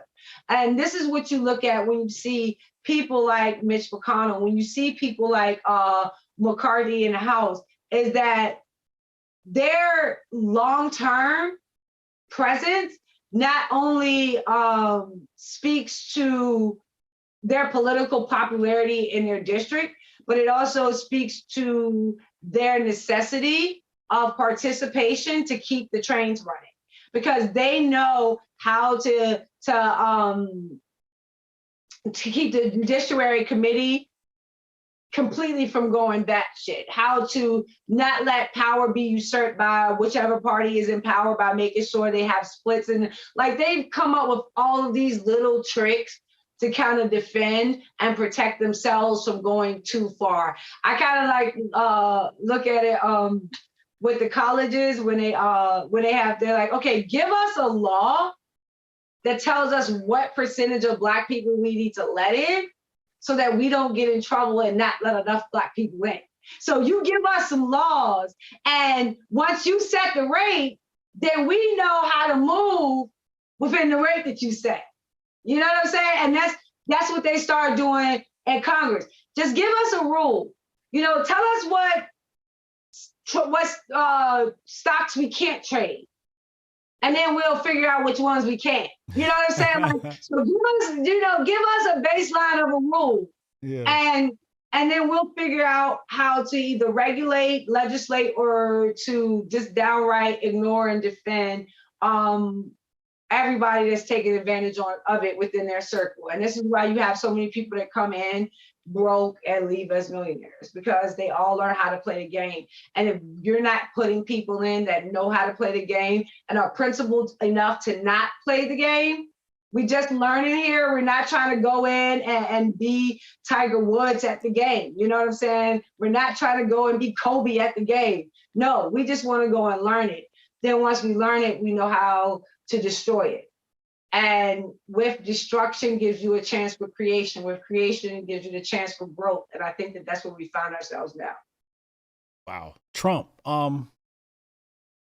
does he have a chance to run in the next election? Will he have enough support, maybe from the people or the committees? Or I think that really matters. I think that depends a lot on social media. If they're able to continue to block him and not reinstate him, even if he starts to run and they see that he is viable as a candidate, but they are still blocking him and not giving him access, I think that that's going to make it very, very hard for him to tell a narrative story that combats what they've done over the last 4 years. And I would just caution to the Trump team, like going around and yelling Biden sucks, or let's go Brandon, or like any of these things. It might feel good and you might get the tingle up your leg, but you're not putting the necessary pieces in place to be able to build something long term, and something that will not only serve you over the course of your presidential term, but that you can actually leave as a legacy. And if Trump had thought about things like that when he got into office and he wanted to build the border wall, yo, you could have already knew the Republican senators that was going to be causing you shit about that border wall, and you could have been primarying them along with you while you were running. So if you know Romney's not going to pass the border wall, I need a candidate that's running against a primary against Romney. I need the candidate running at the same time that I'm running, because I need to take the candidate over the finish line. You know, so if you start setting it up and thinking about it like that going in, you wouldn't have met so much resistance from the Republican stalwarts that was there that didn't want to let Trump really have any successes at all. And like they had Paul Ryan. So when Trump got into office, the Republicans had all three kind of areas of government. They had the House, they had the Senate, and they got the White House. The Speaker of the House at that time, they decided to give it to Paul Ryan. All right, long-time Republicans been there. Paul Ryan announces that he is going to retire. He is not going to run again. At which point, what should they have done? Said, okay, if you're not going to run again, we're not going to give you the most important job in the entire fucking house. You have the most power. You set the agenda. You got control of basically how we move, when we move, why we move. If that person told you that they wasn't running again, would you give them that power? Wait, what's the power he had? Set the agenda, to say what bills come up, to say when they come up. What's that position called? The Speaker of the House. That's what Nancy Pelosi has now. Oh. It's Nancy Pelosi's position now. Oh, that's what that person does. Yes. They set the agenda. They set the agenda. They set the rules. They have a lot of power about how things work, what bills come up, what bills don't come up. Is a lot of power in that position. Would you give that position to someone that told you that they were retiring? Nah. They weren't going to stay? Nah. Because now, who do they have to be held accountable to? Pelosi. Nobody. So accountable to nobody. Oh, accountability. Right. Yeah, after it's over, they're leaving. So whatever they do to you, I mean, what? Right. So that's when you look at Trump not being able to get his border wall passed, him having to search around in the budget looking for money for it because the Republicans wouldn't give him the funding in the bill. They were like, you didn't do any of the patchwork. You needed to make sure the Republican snakes wasn't there biting at your ankles. And they still haven't done any of that grass work, that fundamental foundational work that is able to pry apart some of the political power that the Democrats have consolidated when it comes to American institutions, and especially when it comes to institutions like Congress. Lord have mercy. Lauren, I'm gonna ask you a question to Sonnie. Let me get through these super chats real fast. Tune in, drop out. So how about a third party? What's the name? Jimmy's. If you can't take over a weak and defective Republican or Democratic Party, how are you going to build a third party? Let's be honest. You can't even take over broken infrastructure that is already there, but you're going to create infrastructure from scratch to be able to take on the two political monsters that currently exist. How long is it going to take you to build that? And how far down the road towards Marxism will we be when you actually get it foundational?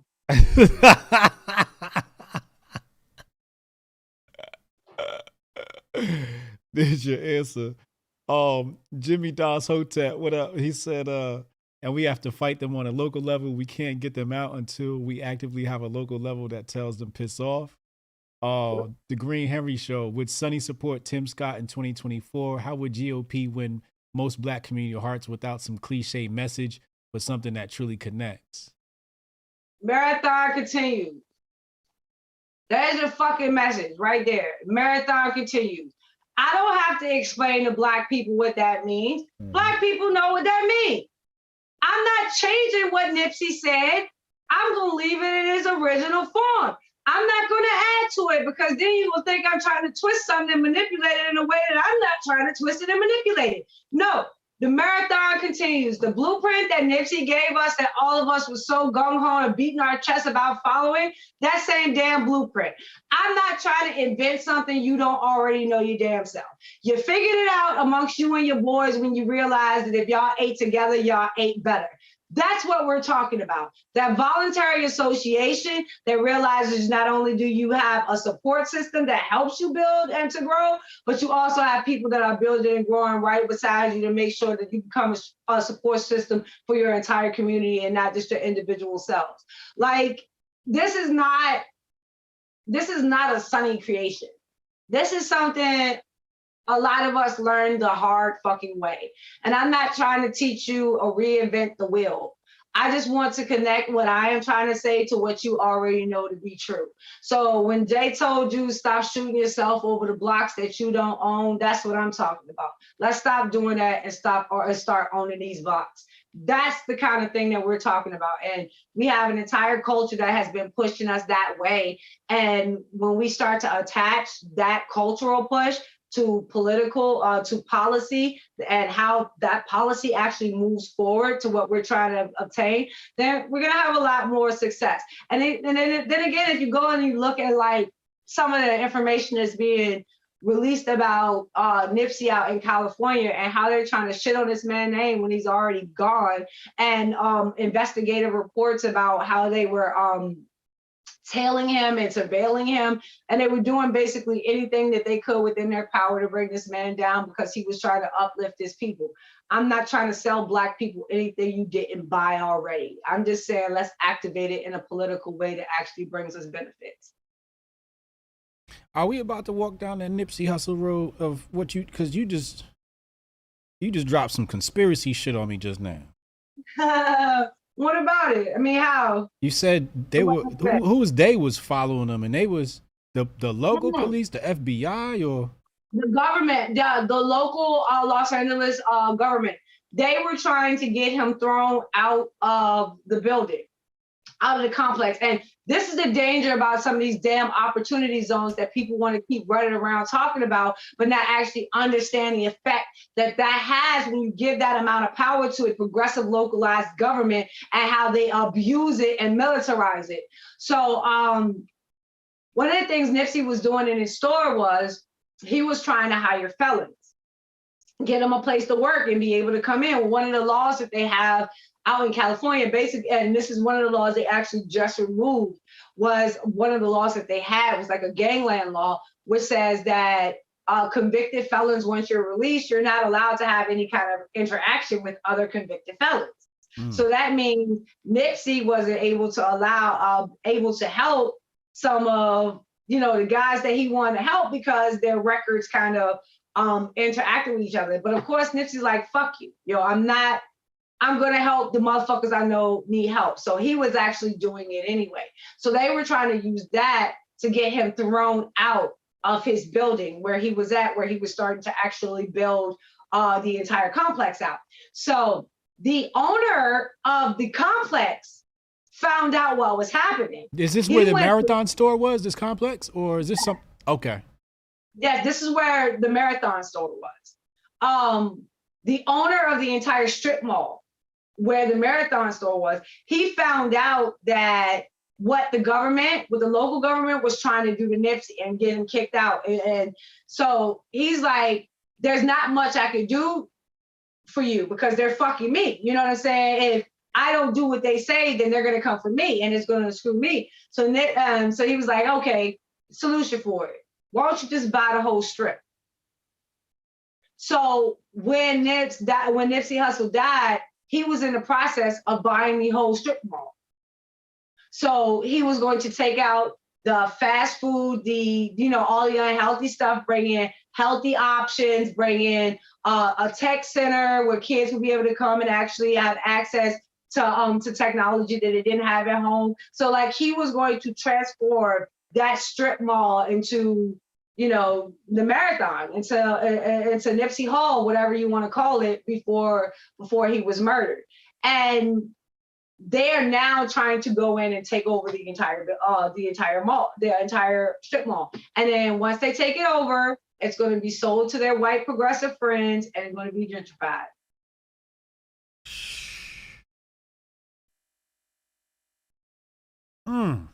I knew this interview was going to be heavy, but god damn. So I'm just saying to Black people, you want to run around talking about the marathon continues, that really requires us to be the marathon. This guy asked, would you support Tim Scott in 2024? I'm not putting my support behind anybody at the moment. Great answer. Nicole, thank you. She said that they did not have the Senate, Sonnie. Trump never had 60 votes. The Senate isn't 60 votes. The Senate is over 50. If you have the majority in the Senate, it's 100 seats, so over 50 is the Senate. Having a filibuster-proof majority is a very, very rare occurrence in the Senate altogether. And basically the Senate, that's why the Senate was structured the way that it was structured, because it really didn't want one party to have access to that much power. And it was actually put into place to kind of slow down the levers of government, to make it go slower, to make us be more rational, more thoughtful, more conceptual in what the actual outcome of it would be. But yes, he had over 50 senators, and therefore he was able to set the agenda in the Senate. Nicole, you picked the wrong one. Lauren, she said, can you ask Sonnie about Kristen Sinema? Who's that? She is the senator down in Arizona, and she's one of the ones who held her ground when it came to getting Build Back Better passed, and also with them passing the filibuster. So she's a Democrat. She's wacky. She's fun and she's principled, whether I agree with her or not.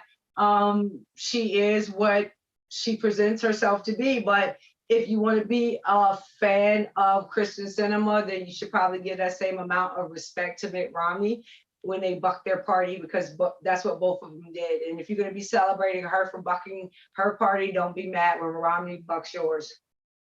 Wow, good point. Hold on now. I got to go to my other thing here. The deep questions. I got 2 deep questions for you. Yes, Papa Hotep, this is a very heavy interview. You have one wish. Me and the homies, the Hoteps, we have gone around the galaxy and we have collected all 7 Dragon Balls. And Shinra's about to pop out.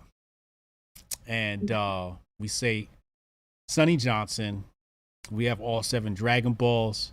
You get to make the wish. We're going to donate all 7 Dragon Balls to you. And you get to make that wish. You get to wish for anything in the world. It doesn't have to be politics related. It doesn't have to be. It could be anything in the world. It's your world. It's your Dragon Ball. When Shinra pops out, he's going to say, who called me? This would be a crazy answer. But I honestly, the way I'm feeling in this exact moment,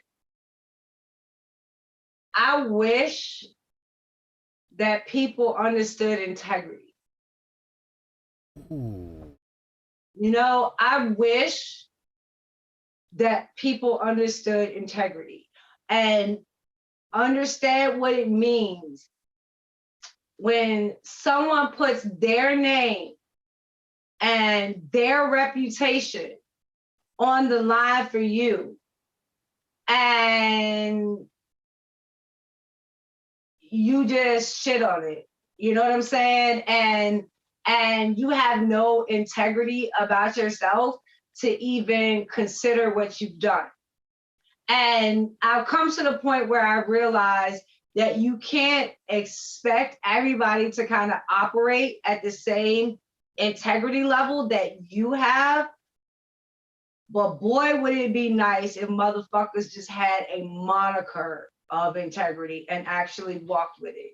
Because you just see the lack of that, and that basic respect. Because why would you have to respect someone? Why would you have to think about someone other than yourself? Like that in this business, that's the one thing I can't stand, because not only does it put my name and my reputation on the line, but it also puts the name and reputation of the people that I'm vouching for you towards. It puts them on the line. And for people to have such little respect for that is like, at this moment, it would just be integrity.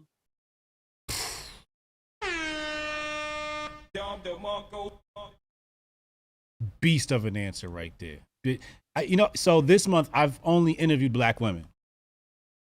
Gothics, Tori Nix, Kim K from Baltimore, and you. Next week I'm bringing in Project Rook. So I'm gonna have 5 Black women we started the year out with. That's a hell of an answer. I got one more hypothetical situation for you, then I'm gonna let you go. The Hoteps have successfully captured the minds of the Black community. And they're like, Hoteps, okay, fine, lead us to salvation. And we appoint you as queen. We say, she is new de facto leader of the Black community, Ms. Sonnie Johnson. And we're going to give her an unlimited amount of executive orders. But I'd like to know, what's the first executive order, or what are the first series of executive orders that you would issue to align the Black community with prosperity within, I would say, within the borders of the American nation, within the United States of America? And for me, I think this question leads into what problems you view as being most important from the Black community. And it'll give me a lot of insight on how you think. What would you, and I think I know what you might allude to, but what is your executive order? 3, reversal of legislation, regulation, and taxation. Because that is you understanding how we got to this place. Okay, now hold on real quick. We excluding the United States government completely. Yeah. We have no control over that. Wait a minute. What do you mean? This is just the Black folks. We're not dealing with the government, the White House, none of that. Is the policies that currently regulate us at the local level still in place? Because that's the issue. That's the issue. The issue isn't whether white savior for federal is going to come down and, that's not the issue. The issue is, what does a regulation look like on the ground? Like, are you going to try to charge people exorbitant amount of money because they want to be Second Amendment owners?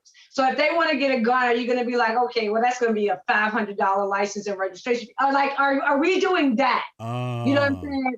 So you have to understand how all of these things were layered, how they were put into place.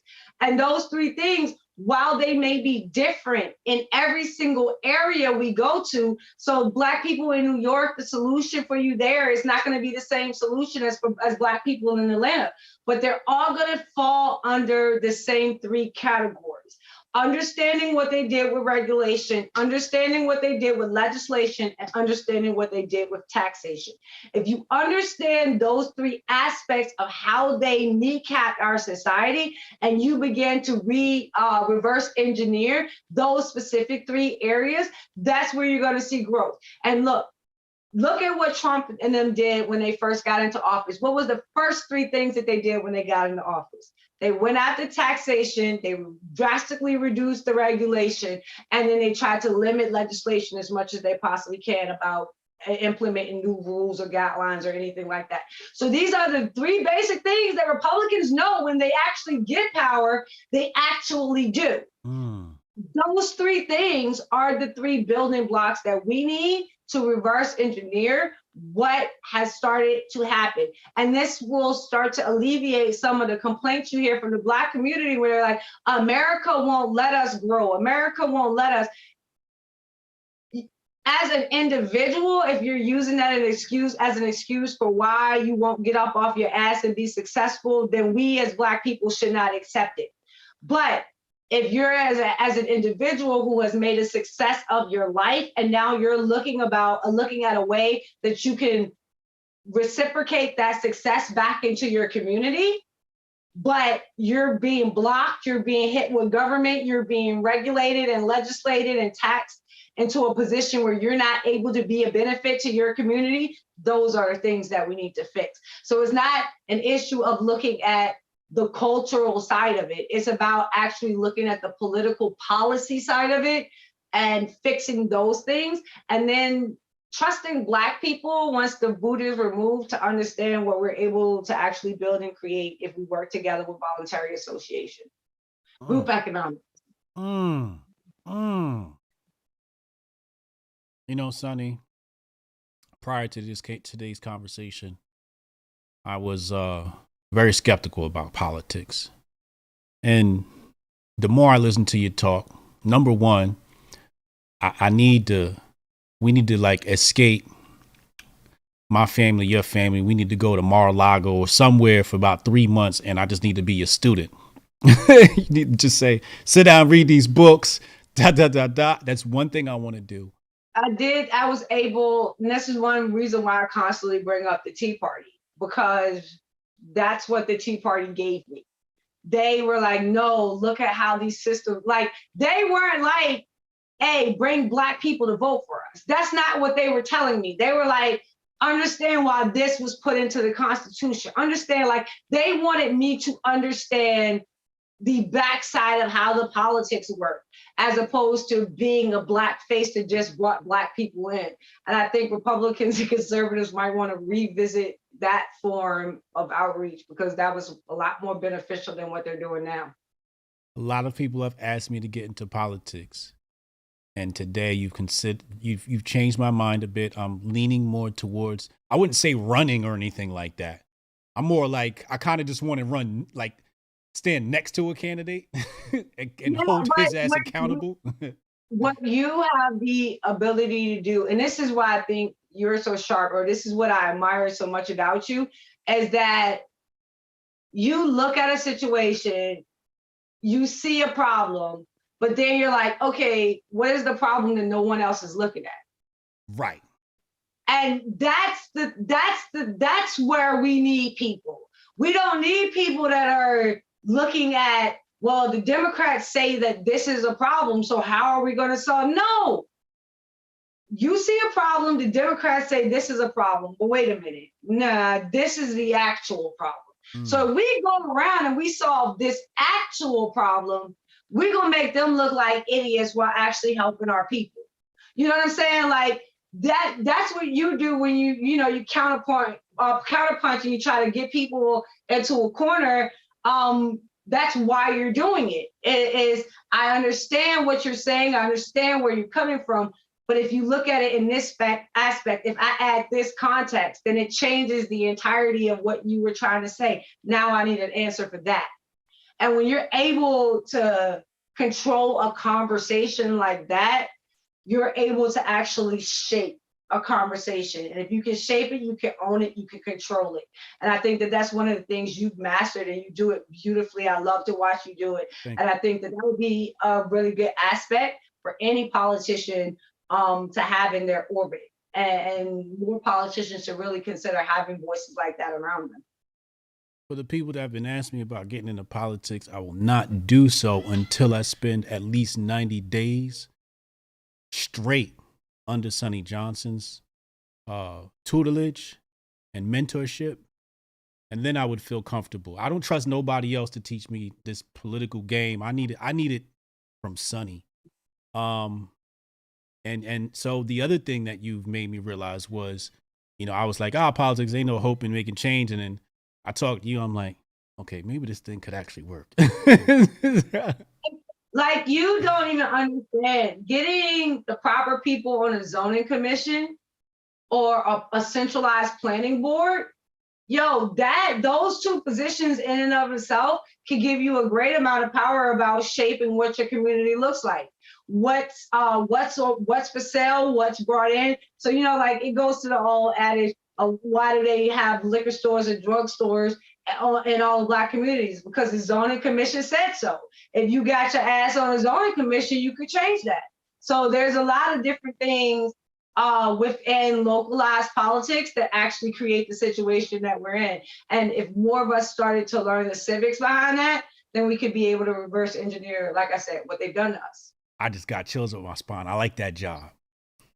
Yeah. You basically designing the city. You don't even, people don't even realize at your local level, they have the ability to suspend your local taxation. So say, like, if you have an area and you own property in that area, you had a bad year and you don't have the money to pay your taxes, right? And so anybody else, if you're in a highly progressive area, they don't give a fuck. They'll come and snatch your stuff. If you're in an area where the people are like, we don't want the people to lose their homes. We want people to stay in their homes. We understand that you have bad years. So we're going to fudge some things and mess with some things so your taxes are going to be straight this year. Your family can keep your land. That's the power that you have within localized government if you know what the hell you're doing.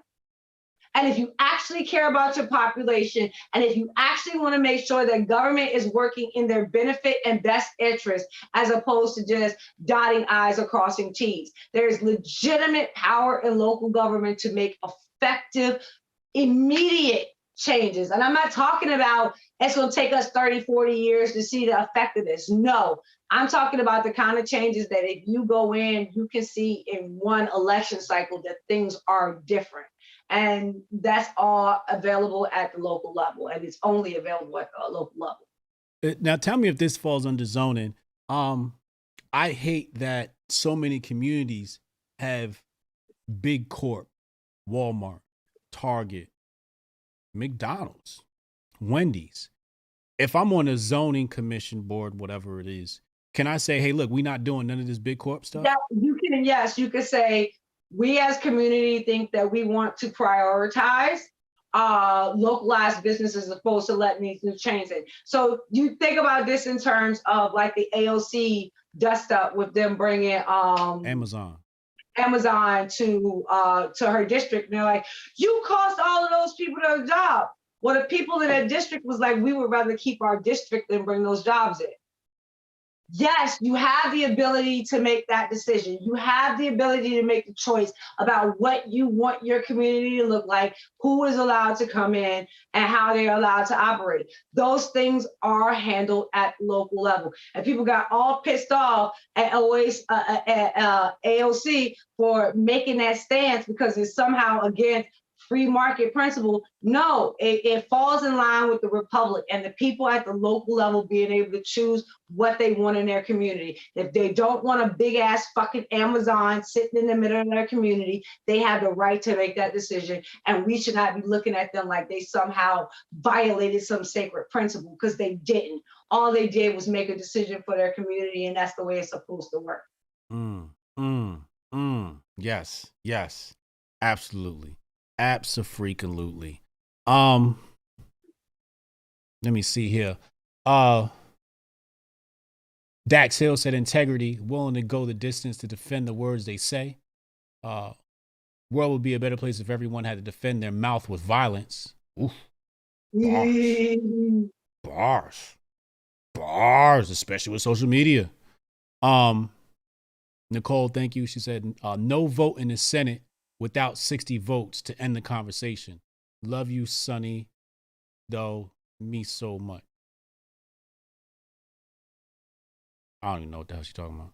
That's the whole fight about the filibuster. And like I said, the chances of having a 60 plus majority in the Senate that puts you at that filibuster place is not likely. Okay. Got you. Sonnie, thank you. Thank you for coming on the platform. Thank you for being Sonnie Johnson. And thank you for the education today. This was amazing, doesn't even describe it. This was epic. This was historical. This was Black history.